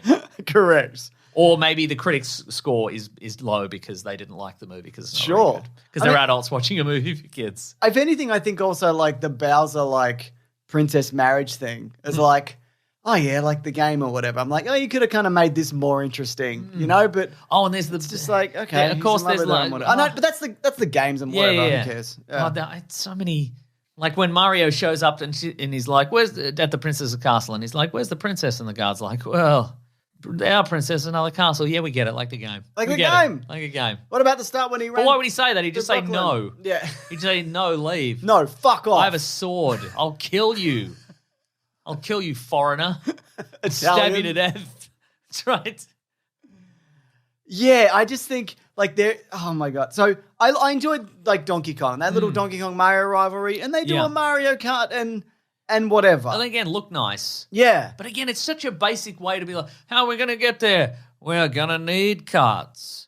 Then they go and they build Mario Karts, and then they get in the Mario Karts, and then they do a Mario Kart. I mean, great, but like and also all the like needle drops are so bad. They're also really generic and basic. Like there's right at the start they have to run through Brooklyn, so it's the Beastie Boys No Sleep Till Brooklyn. The last time I saw that in a movie, I think was Cop Out, which was Kevin Smith's Cop Out, where they were attempting to build some New York flavor, baby. Boy, were they were like, here's No Sleep Till Brooklyn. Oh, because it's set in Brooklyn? Great. That's really good. Here's a few tweets from Levins Online, who people might know as Andrew Levins. I know him as that. He's been on this show. He's got the Hey Fam podcast. He's on various social media platforms. And he has several children. He would have seen this with the kids, probably. He knows all about that. Yeah. Anyway, he wrote, the Super Mario Brothers features some nice interpretations of classic Mario songs, which I completely agree with. It's like, oh, I love that song. What a cool orchestral version of that. Sure. Anyway, he says, but it's also by far has the worst use of licensed music I've ever experienced in a movie. You get like 30 seconds of an orchestral Koji Kondo, and then bam, Thunderstruck kicks you in the dick. Mm-hmm. They get to Donkey Kong Country, and instead of hearing one of the 100 iconic DK songs, we get Aha's Take On Me for some reason. Yeah, that was weird. Every other song you've heard in a dozen movies before. Holding Out for a Hero, Mr. Blue Sky, the battle song from Kill Bill. They have 40 years of Nintendo music to pull from, and instead they pulled from the Shrek soundtrack. So basic. Yeah. It's just the soundtrack is so basic. Well, individually, they're all good songs. But here's the thing, though. But they've all been drilled into the dirt by constant use in this sort of stuff. My son, because he's got a little music player that I put MP3s on, he asked for like a number of these because he's never heard these. Right. So again, as a kid, that's fine. But again, it's lazy first pass. Yeah. We need a hero song. Where's the Grateful Dead? Exactly. Put the Grateful Dead on this. But like, we need a hero song, Holding Out for a Hero. Yeah. Why not Chad Kroger's Hero? Why not? Another friend of the show, Alistair Tremblay Birchall, a couple of days ago, Big the fan, Mario also. movie feels like it was written by ChatGPT. And I think he's right, honestly. Yeah. He also has kids, I know. I presume he took their kids to... Yeah. But I thought the Donkey Kong Mario battle was good. You know, like the power-ups are fun. You got goes big. There's a cat one. The small they're fun to play in a video game.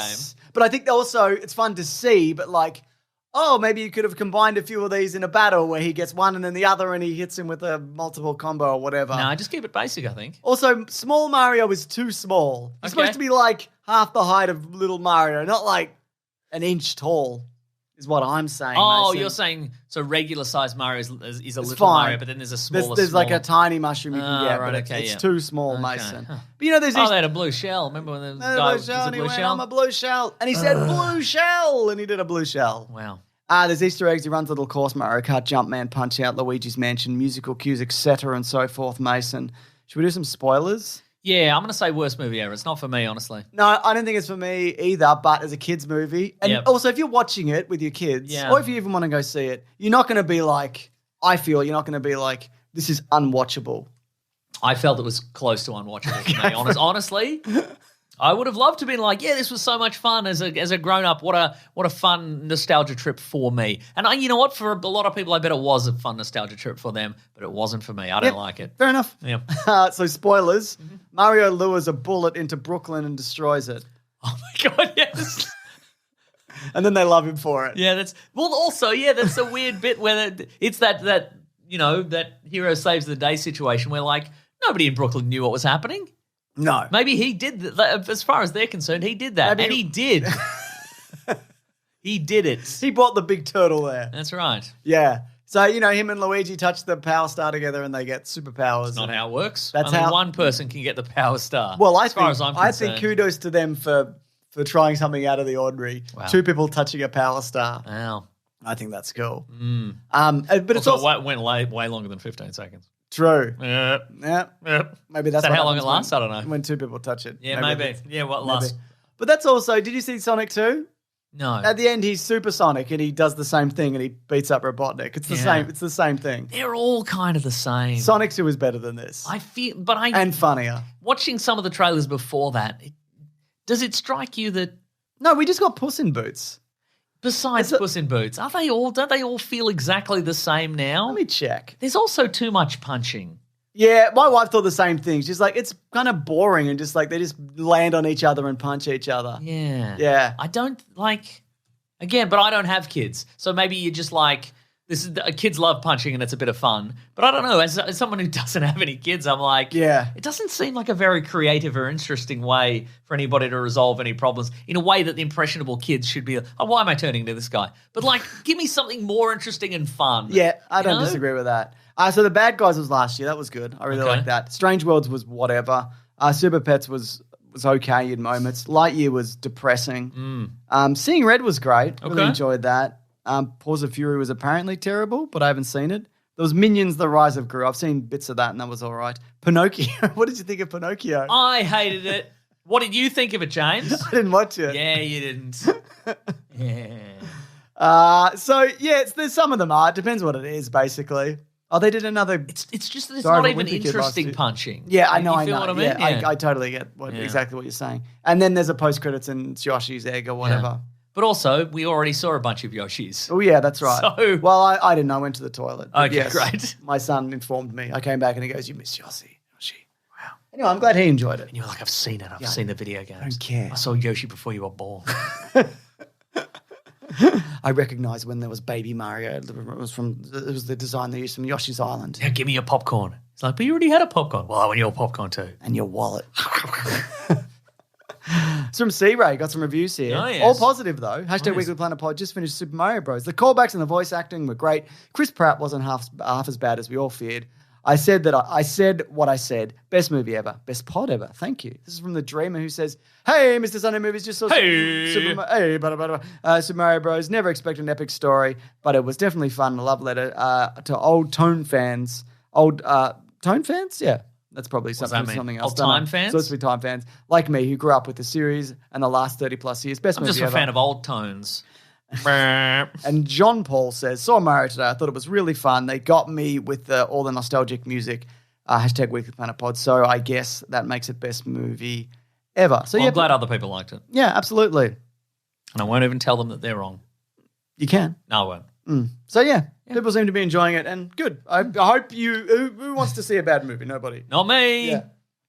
Anyway, Rocco Morton, who was that? one of the original directors on Super Mario Brothers 1993, the Oh, live of course, action, yep. the weird Blade Runner movie that they made. Yes. He also created or directed Max Headroom. Anyway, he that's right. co-directed this movie, the original one. He spoke to Variety recently, and here's something they left out of the movie that they filmed. So after Mario... This is the 90s one. Yes. So that's all. If you haven't seen it, we've done a caravan of garbage on it, but basically...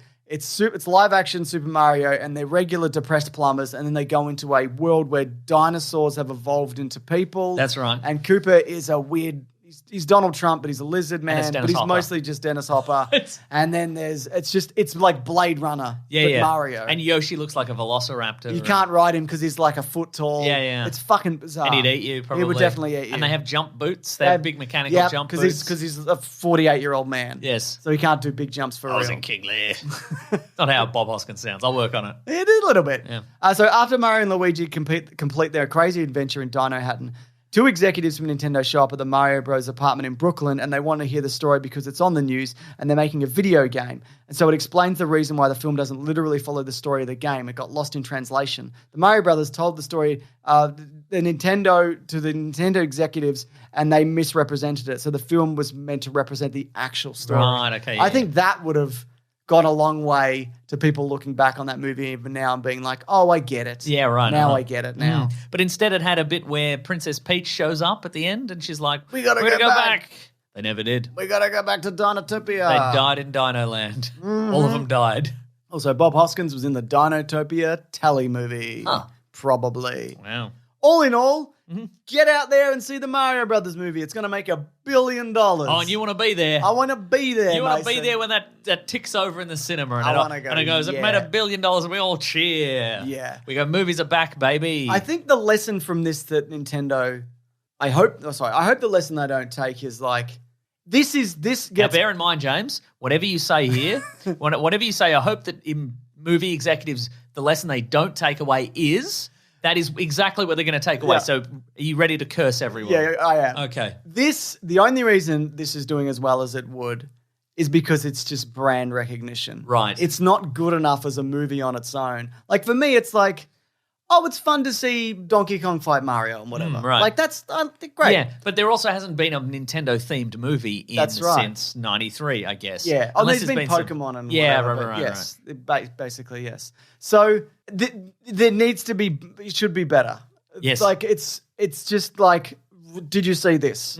Look at this. But guess what? The lesson will not be that they must be better. It'll be exactly like this because it works. So should we spend more money on this to make it better? Why would we? Yep, good point. Great point, It is a actually. great point. Thank you. Do you know what it's time for, though? What's it time for? What are we reading? What are we going to read? Yes! Woo! I'm doing the thing. What are we reading today? What are you reading? Oh, a bunch of stuff. Ooh, I was fortunate enough. Hey, shut up. That's how go on. You're right. I am very privileged in that way. I will shut up. Our pals over at Auntie Donna. Yeah. They did a little screening of a couple of episodes of their new TV series called Auntie Donna's Coffee Cafe. Got in. We went to the picturesque Astor Theatre in St Kilda. Incredible. And there was a lot of faffing about, but then they played 2 episodes. How was it? Funny. Really Yeah, funny. That's really, great. really interesting. That's out this week. And Yeah, maybe all of we'll- it is coming out this Wednesday, I think. Maybe we'll have some Auntie Donna on the show next week. Maybe we will. Who's to say? That's right. I'm not surprised, but that's good to hear that it's good. Yeah, that's right. Yeah, super weird. I couldn't go for various reasons. You didn't want to? Well, that's part of it. I hated it. I didn't want to go. Well, it's a whole thing. But anyway, Yeah. I'm glad you went, and you have. Yeah, That's I great. won't spoil any details, but there's some just good stuff, and and some And some bad stuff. Is that what you're going to say? no. It's all good. I really can't say anything without Yeah, good. I don't want to know. You'll enjoy that. I've also been seeing some shows at the Melbourne International Comedy Festival. Wow. Who did I see? I saw a guy called. Did I mention Luke Heggie last week? He's I don't very think you funny. did. Straight up stand up, very very funny. Who did I see? I saw Greg Larson. Yep. Has a new show called Slurps Up, which is very good. His last show was very good as well, wasn't it? They're all good. Yeah. They're all good.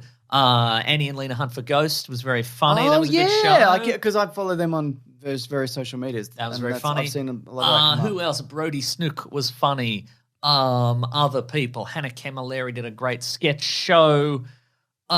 Just great stuff all around. Are you worried there were too many things that were There are a funny? lot of things to watch. Okay, alas. very good. Alas? Alas, there are so many Goodness. good things to watch. Oh, I also started playing a little indie game. It might be an Australian Indiana game. Jones? No, that's not. You've And the Kingdom of the Crystal Skull, the no, video no, game? No. But graphics-wise, it's not too dissimilar. Okay. I've started playing a little game on the Nintendo Switch called Dredge. I don't know if you've seen a trailer or anything for like that. Give it a quick look. I will. Give it a quick look-see there, James.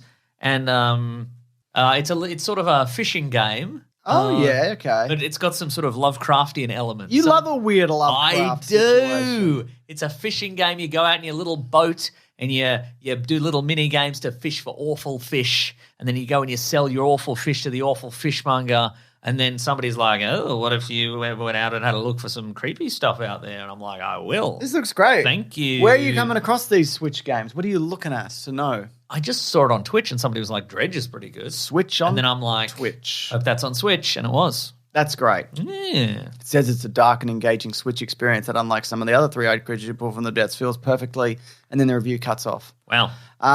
Great. Well, Yes. I bought my son because he wants to watch The Mandalorian, and I'm like, it's probably a bit early to watch The Mandalorian. Yes. And also, I don't want to rewatch The Mandalorian. So I got him the Mandalorian comic book. Oh, yes. And the first volume is half of the first season. And he's just like, it's Okay. great. I'm loving all these little adventures. And he gets to read, do a bit of And reading. he gets to read. I've That's made him good. read. I've tricked him into it. Nice. I also watched the first 2 or maybe 3 episodes of Beef. Oh, yeah, on Netflix. Ali Wong and Stephen Yeun, Yeah, right? and I'm really enjoying it. But I'll talk about it probably on Suggestible because I haven't finished it. So And is it as dark as we were expecting it to be? yes, Okay. I just love how sinister and angry it is. I'm like, ooh, I love this. Oh, I'm just going through the Melbourne Comedy Festival website. I'm also going going to through go it. through So some stuff. That I'll I say saw. one and then you say you say one, then I say okay, one. but bearing in mind, I've seen all these that I'm mentioning, and you haven't seen any. No, of no, these. I've seen all the You're ones just I- saying things at random. Yeah. Canada's Deanne Smith has a great show this year. I think maybe I mentioned this last week, but Grace Jarvis has a show called "This Is the Last Goldfish That I'm Going to Eat for You," Yes. which is about all the stuff she did to make friends before she realized she had autism. Yep. Let's Alistair Trombley Birchall. Our friend Al has a great show called Alistair Trombley Birchall No Relation. That was really, really good. Hannah Camilleri, I mentioned, great sketch show. Let's see. Dave Warnicky, I mentioned, Even Hotter in Real Life. Whoa. That's right. Oh, Prue Blake has a show called Unfriended. Yep. It's about breaking up with your friends. It was very funny. Love that. Patty Harrison, I saw she was very, very funny, but I'm not sure she's doing any more shows. Okay. So sucked in everybody who missed her. Good. I haven't seen Hot Department yet, but if you haven't seen their web series Dark Web, it's very funny and super weird. It's got some of the Auntie Donna boys in it, Okay. but I'm going to see that. Laura Davis's show was great. My friend Ferdy Bill has a stand-up show called The Goatest of All Time. Oh. It was really good. I've seen a lot of shows. You've seen too many. Yeah. You should let me see some shows. You can see some shows. Well, I It's- already have. I've it's told allowed. you. I've got some shows to recommend to you. Okay, go on. Okay, so I've got Joe Rogan Live from 2006. That's his comedy special. Okay, I've got terrific. 2009. I've got Joe Rogan Talking Monkeys in Space. That's from 2009. I've got Joe Rogan Live from the Tabernacle from 2012. I've got Joe Rogan Rocky Mountain High, which was a TV special in 2014. I've got the movie Here Comes the Boom, starring Kevin James as a UFC fighter, which features Joe Rogan. I've got Joe Rogan Triggered. Can I which stop is you one for a of his moment? Can I stop you for a second there? Have you gone to Joe Rogan's either his Wikipedia page or his IMDb page I wish. and just looked up all the stuff Joe Rogan's been No, in? these are the shows that I've seen of Joe Rogan. At the Melbourne International Comedy Yeah, yeah, Festival yeah. 2023. Joe Rogan Triggered, as mentioned, which was his 2016 special. He's got Joe Rogan Strange Times, which was his last stand-up special from 2018. And, of course, he's done 1,133 episodes of his pioneering podcast, The Joe Rogan Experience, which I highly recommend. So you you'd checking recommend, out. rather than if you're in Melbourne going to any acts at the Melbourne International Comedy Festival, is instead watch any of those Joe Rogan featuring programs or specials or listening to his podcast. Some of which will be at the Melbourne the International Joe Comedy Rogan Festival. Experience. Okay. Yeah. Well, that's good. That's good to know that that's what you think is good. I'm very happy for you. Thank you. Yeah. Should we do letters? We should. All right. We really should. Also, Frankie McNair has a show called In Conversation with Tabitha Booth, which is a character comedy thing. They are very funny in it. So watch that. Great. Yeah. Last one. And Joe Rogan. I love Not it. Joe Rogan. You hate Joe Rogan. No, I love him. You think I he love sucks? Him. I would never say that. Wow. Anyway, here's the letters. The classic one was Letters, oh letters, we love you.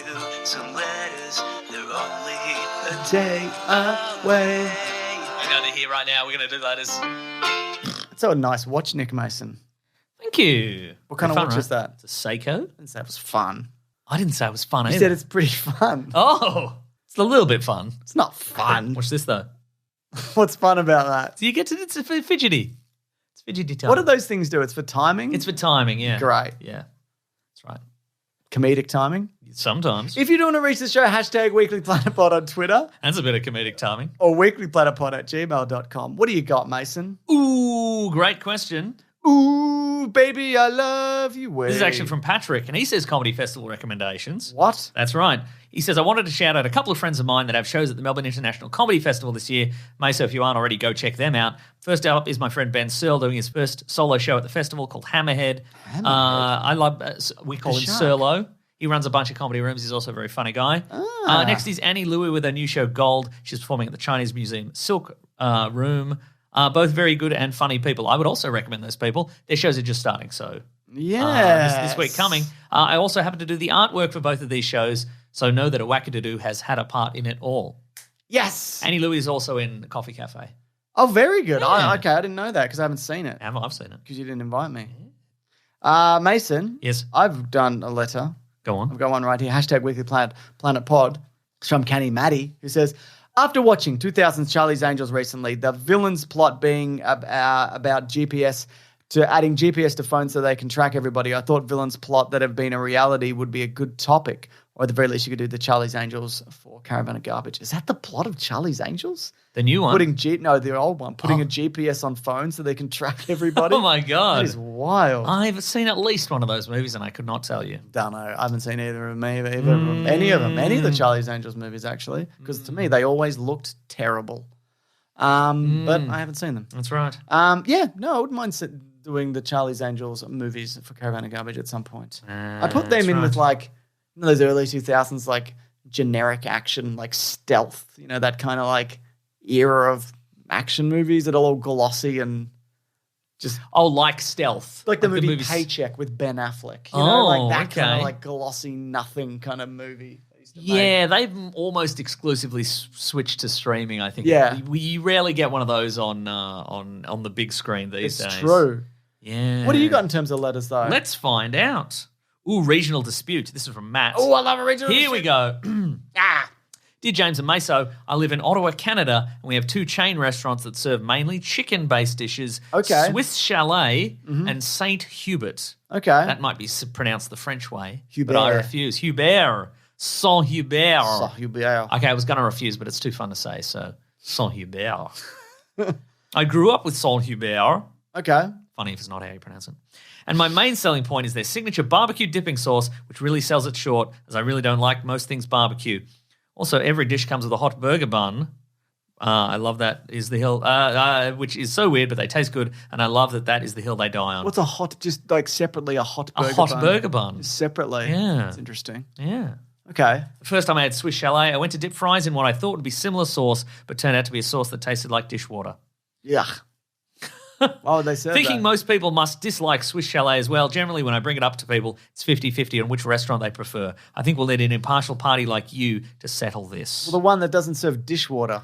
Yeah, right? But that's what I think. Well, we've got some logos here. Oh, okay. Here we we're go. presented with logos. Well, a lot of food is presentation. Swiss Chalet Rotisserie and Grill. Nah, I could make that. Which means it's bad. You didn't make it, though, did you? Yeah. You didn't make the logo for Swiss Chalet Rotisserie and Grill. Yeah, but I did could you, have. James? Mason, I could But have. You didn't. I also could have directed Pulp Fiction, but I didn't. Now, here's Saint Hubert. It's not great either. It's not great, no. We'd think it would help. That looks like a generic chicken shop in London. Colour schemes, very similar. Yeah. So, I mean, at least that one, the second one has a chicken on it. ooh, and Saint Hubert, they have a chicken car. I mean, that's good. Yeah. Looks like a taxi. It just looks like a taxi. Right. It's a yellow car. Remember delivery cars that had big telephones on the roof? I do remember Bring that. those back. Yeah. Yeah. Oh, we got to make a call, though. On the big telephone. Yes. That's Okay. right. Okay. I've parked it out the front.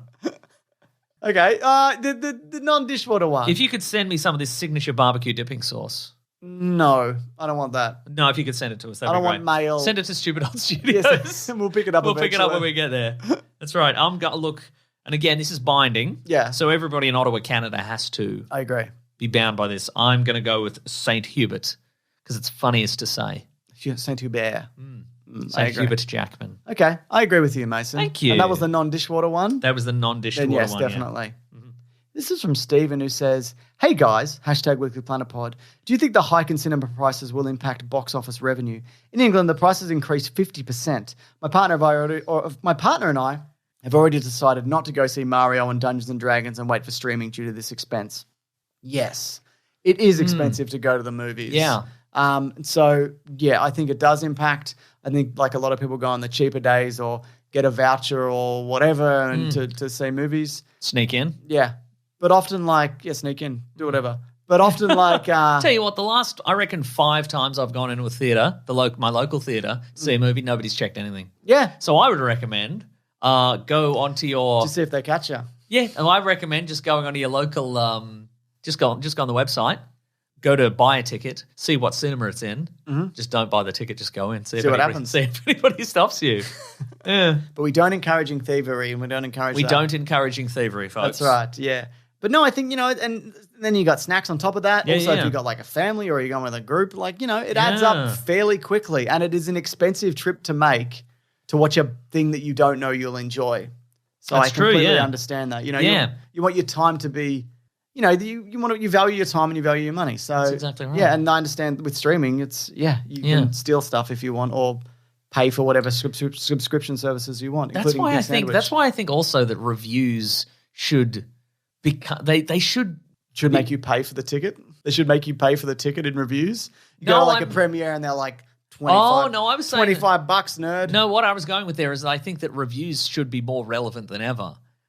Right. But okay. I think people don't seem to value reviews anymore. I think they should. People don't value, or some people don't, like the Rotten Tomatoes score, which I think is fair. I think because it's an aggregate. I Yes. think you should find reviewers that you like if trust, you care enough. Yeah, and yeah, then see if you agree with them, and you might not a lot of the time. Yeah. But that's. But I think how to do these it. days especially, I think people don't read reviews to know if a movie they want to see is any, or if they're thinking about seeing is any good or worth watching. It's more, reviews now are more to validate people who've already seen a movie and want to talk to people and talk with people to validate their choice to, continue to see a particular franchise or whatever it is. Yeah. Whereas I don't know. I think we need to push reviews back into the realm of like, this is an actual, and where it should be, which is like, this is an actual measure of like, do you want to spend, with your family $100 to go to this movie? Yeah, I think that's is this very worth it? reasonable. And you know what? Maybe normal families are reading reviews to Maybe they are to do that. Maybe it's just But for me, if it's a kid's movie, I'm I'm like, I'll just quickly glance. Is this any good? Yeah, people seem to think it's fine. All right, I'll go. But I won't take my kids to see something that if I think I'm going to hate it. I'm not sitting through this. Yeah, right. Even for my kids. I will not see whatever this Drek is. Would you ever put them in the theater and then just go out the front? No, I wouldn't do that. Would you go into the theater and fall asleep? Yeah. Yeah, okay, good. 100%. All right, great. I probably have. Yeah. I was going to also say, if I go to a written review at an IGN or whatever, I'll just skim to the bottom and read the last paragraph. Right. And just be like, oh, yeah, it's a 9, is it, or whatever. Okay. And then that'll be it for me. Right. Because I don't, but if I follow an individual reviewer, written or video, then I'll watch or read the whole thing. Right. Yeah. Here's an email from Ryan. Ryan. Hey, James and Mason. Big fan of your pod and all that you guys do. I frequently work alone in a warehouse outside of Toronto. No, you don't. That's also Canada. Oh. So your banter and the laughs you provide make the lonely work days go faster. Thank you. No, it doesn't. I do have a question. It does. You calling him a liar? Yes. He's stacking boxes right now. No, he's not. You're not. You're having a beautiful dream. I do have a question. Frequently on the show, you guys discuss how often all these evil media corporations seem to buy up all the little guys. Love it. Disney and Microsoft, for example. One company buys another company. It's my favorite thing. Yeah. My favorite segment of the show. Do you think this trend has an end point, like, say, a government getting involved? And do you think any of these mergers have ever had a net positive on the film, TV, comic book industry? I'd love to know your thoughts. The government will not get involved, and no, I don't think it's a positive ever. Yeah, that will never I get think involved. it's a positive for certain people's bottom lines. How many major corporations in, say, the entertainment industry do you think will be, in Consumed. 20 years? How many do you think there'll be left? 2?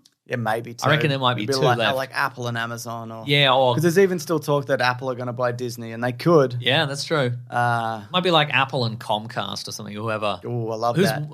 I love one of those ones that's like, we're a global brand synergy perspective timeshare network. That's right. And it's like, what is this? We just have everything. We've got all the music and all the movies. It's just $50 a month to look at the what we have. Yeah, I reckon we might be down. I mean, because the more you consolidate things also, then they can drive up prices or whatever. It's how monopolies or duopolies work. Yeah. You know, because it's like Amazon have just like crushed bookstores, both digitally and physically. But it's also, and I'm sure there will be sort of a certain level of illusion over the top of it. You know how like there's definitely, you know how like there's like a billion different beer brands, but like they're all one like, company makes the same, exactly, makes all of them. You know, it's like that Duff Light, Duff Dry, Duff right. whatever joke. Yeah. Okay, well that's our hot tip prediction. Yeah. Two big companies. I think depending where you are as well or whatever, that you get so little say about everything in terms of even like what you eat. Because again, it's a few brands who make literally all the eggs, that's right. literally all the bread, unless you're lucky enough to have like a local bakery or whatever. But you know, it's basically 2 or 3 brands who just provide you the food that you have to eat because that's the food. Yeah. You know? And I think that's cool actually. Yeah. And also, if that sounded like I didn't like it, but I do. And also to be clear, if you're using if you subscribe to Amazon, that's because you also work for Amazon and you can't subscribe to Apple. Is that true? Yeah, you live in the Amazon warehouse. Oh, great. And you get Amazon stuff. And you watch The Boys. Get ready for Company Towns to come back as well. That's going to be happening again. Let's find a happy email real quick. A real I nice got one. one here, Mason. All right. From Amanda who says, #WeeklyPlanetPod. You both have lovely singing voices. That's not true, but thank you for saying that. Particularly James. No, that's not. I'd say you have a better singing voice than me, Mason. Thank you. You've mentioned an enjoyment of musical theatre before. Did you ever dabble in it in your school days? I'm from a long line of theatre-loving folks, all the love and admiration of mates. No, in hindsight, I should have done like musicals and whatever, just for even like the social aspect, and by that I mean girls. But I didn't. My extracurricular school was nothing. I went through my entirety of school being like, I think I played in band for like a little bit. But it was literally like, I don't want to do a sport. I don't want to do any extra activities. I don't want to be involved in this any more than I have to, which I don't necessarily think is a good attitude, but I'm just a bad person, and that's my attitude towards most things, is that I do not want to be involved in whatever this is, this whatever forced fun that it, which again, I don't think is a good thing. But I remember even a teacher, like a grumpy sport teacher once was like, you don't get involved in anything. Why don't you get involved? And I'm like, because I don't want to. And I won't. Yeah. So anyway, fuck him. Yeah, where's that teacher and now? I hope he's dead. Because that guy fucking sucks. Anyway, man. That was a happy fun email. That's the happy fun email I was Anyway, looking for. what about you in musical theatre? Also didn't do it. Yeah. But no, I love musical theatre. I should have, genuinely. Even the backstage, pulling up the sandbags. Oh, pull up the crew would be good. Crew. Yeah. Yeah. It's good to be part of that crew. Yeah. Did you do extracurricular stuff at school? No. Were you a debate lord? No. No? No. If I'd known they get to call themselves debate lords. Anyway, do you have another happy email? Oh, here's one. Here's the last email from Trevor. I watched a lot of I saw like Les Mis and whatever as a kid. And I nice. liked a lot of musical theatre. Yeah. Yeah, and various others. I think nowadays they probably have more stuff like a movie club or whatever. Yeah, exactly. Right? But back then it was just like sport or shut up. Sport or shut up club. Sport or detention. That's right. That was pretty much it. Yeah. But I'm not good enough to play sport well. It's detention then, sorry. This is from Trevor. Trevor says, "Hi, James and Meso. Thank you all for the wonderful entertainment you bring me through your podcast and caravan of garbage. I've recently entered a phase of my life where I will quit watching a movie partway through if I'm not enjoying it or find it particularly love it. stupid. Good for you. A recent example was The Lobster, which HBO assured me was delightfully off-kilter and a comedy, which I found neither delightful nor funny. I'm curious whether either of you guys ever give up on movies if you hate them. If so, what will it take to get you to pull the ripcord?" Yeah, so often if I don't finish something, it's just that I paused it and I didn't go back to it. Right, yeah. I can't even think of an example of that. I will do that with video games from time to time. I know I play very few video games, but more often than not, I think I will get to like maybe 90% to the end and I'm like, I get it. That's further than I get. Yeah. Right? I often get like 20% and I'm like, I get it or I don't want, I don't get this and I'm I like, don't this want is to. fun. I've done enough whatever kills and I've seen all the special moves and whatever. And Yep. I think there's maybe one action set piece yet, but this is quite difficult and I'll put it down. I'll be like, I can get to that another week and then I just don't. Absolutely, That was fine. I've never walked out from a movie in the cinema. Me neither. Although increasingly I think I'm leaving before the Credits. post-credits. Same. Yeah. I will leave, even if it's Yeah. something that I care about. I You will leave. mentioned earlier about a little post-credits in Mario. I didn't stick around. I only stayed because my son. Otherwise, I absolutely would not have stayed for that. Yeah. And I wonder if that trend will continue, and I will. I wonder what the first one will be that I just leave. Ah. But I see that's the thing. I reckon I didn't watch Pinocchio. Does that count? Yeah, it does. And I'm mad about it. I feel like I would wonder, you know what, people email in or tweet at us. Do you think, as quote unquote reviewers, Yeah. if I were to find a movie so bad that I wanted to leave, does that undercut my Well, some people, my review? there's a couple of thoughts of that. Yeah. I've seen people do that, or I turned off a thing, and But would that also set a trend where I'm like leaving every second movie? I think that's fine. Do whatever. Your time is valuable. You can do what you want. That's true. But yeah, there is like people who are like, well, you didn't experience the whole thing, so you can't talk about it, which I don't think is true. You can talk about that you didn't like it, and the 20 minutes that you saw, you didn't think it was worth following up. So that's fine. You're reviewing that element of it. That's true. Which is totally fine, I feel. But you're not a true fan if you don't stay to the That end. is very true. You're not a true fan, Mason. I'm not a true fan. You look at all the post-credits and you go, God, I hope they make another Snake Eyes movie. Speaking of, Oh, yes? next week we are doing Snake Eyes. That's right. We're going to get Broden We're to like, watch Snake haha, Eyes. big joke. Yeah. Should we get Broden to watch Snake We Eyes? should. We should get Broden to watch Snake. We'll tell we're going to review Because Snake we Eyes. are actually going to do it. Because though. yeah, that's what I meant. Let me finish. So Broden, we're talking about Renfield and also the movie Snake Eyes. Yeah. Yeah. Absolutely. okay. But so yeah, that's going to be good. Anything else, Mason? I think that's the whole should we show. call the show a day? Let's call the show a day. One day. Hey, show you're a day. What do you think of that? Folks, thank you so much for listening to the show. We absolutely appreciate it. Yep. Let me tell you this. What are you telling us? I'm telling you that if you like the show, what you should do is you should like it and subscribe onto it. And you should tell Okay. your friends about it. Yeah. And you should leave some sort of 5-star review on your podcast platform of choice because people will see that and go, maybe I'll give this podcast Maybe a I'll little get bit this of a try. one. This Maybe we'll person try. has taken the time to do this in-app, Ooh. in their app of choice, and so that must mean something. That's right. Maybe I'll read it out on the show. Maybe I'll read it out. This is from Nerd of Street Food, who says 5 stars. My goodness, thank you. Friggin' great podcast. To be honest, I'm mostly here for the dad recipes. We're going to love Suggestible this week, where I'm going to talk about my low-calorie snacks that I eat, Mason. Is that this week? That's coming up this week. Because you teased it on the last episode, I did. remember. Yeah. So just tune in Okay. for inedible food. Yeah. Cereal, a handful. Out of the box. Dry. Yum, yum, yum. Low carb. Very low carb. And no dairy. Dairy free. Low density, low carb. That's Dairy free. right. Cup of water to wash it down. That's right. And this one's from Z Clark 1994. He says, great show, but they really need to give Outlander a chance. Is that Time Travel Viking It's show Time or Travel something? Viking Time Travel something, Viking whatever. something? Have we gotten another review that's like you should try Outlander? Maybe. I reckon we have. People have talked. I think maybe we talked about it. Yes. What's High Moon? What's the Sean Connery one? Oh, it's called, I've seen it. It's called, It's because it's Outlander or something like that. could be Outland. Yeah, it might be Outland. It's called Outland. It is Yeah. Outland.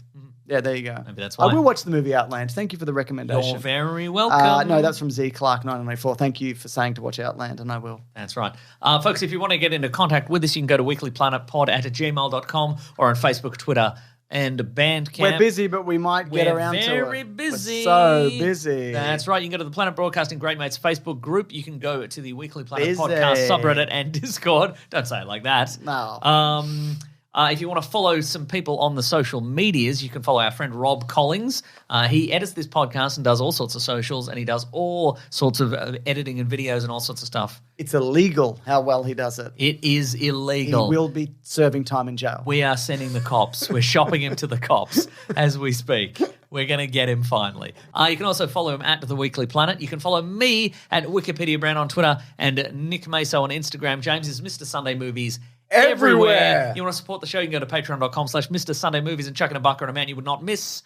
Or if you're a big spender, you got that money to burn, you can go to bigsandwich.co for $9 per month. You've got bonus podcasts, early videos, movie commentaries, ad-free podcast for you all. Gameplay, live play, not live play, gameplay. Let's live play game. Let's live It's not play. live. No. But it is woefully It unedited. was live at the time. Yeah, it was, yeah. That's right. We didn't, yeah. And what else, James? We've got thank you to the Bruton Basilisk and Rackham for all our musical themes. Next week, T-shirts at Snake Eyes. tpublic.com. Yeah. That's right. Snake Sorry, Eyes. that's also very important. Yeah. Tell you what, next week Snake Eyes. Yep. Buy some T-shirts at tpublic.com. Then next week Snake Eyes. Yep. And also Renfield. Yep. And special guest. In that Who will order. it be? It's probably Broden. Probably Broden. Depends which of them are free, but I think it's probably Broden. Probably Broden. Yeah, great. Because he sometimes listens to this show. That's Mark right. and Zach and the others. There's others in there, aren't they? There are others. They yes. don't listen. They don't like us. They don't and like they've told they've us said- as much. That's right, yeah. And that's fair. It's fair. Yeah. All right, bye, everyone. Grab that gem, you guys. We'll see you next week. Goodbye. Bye.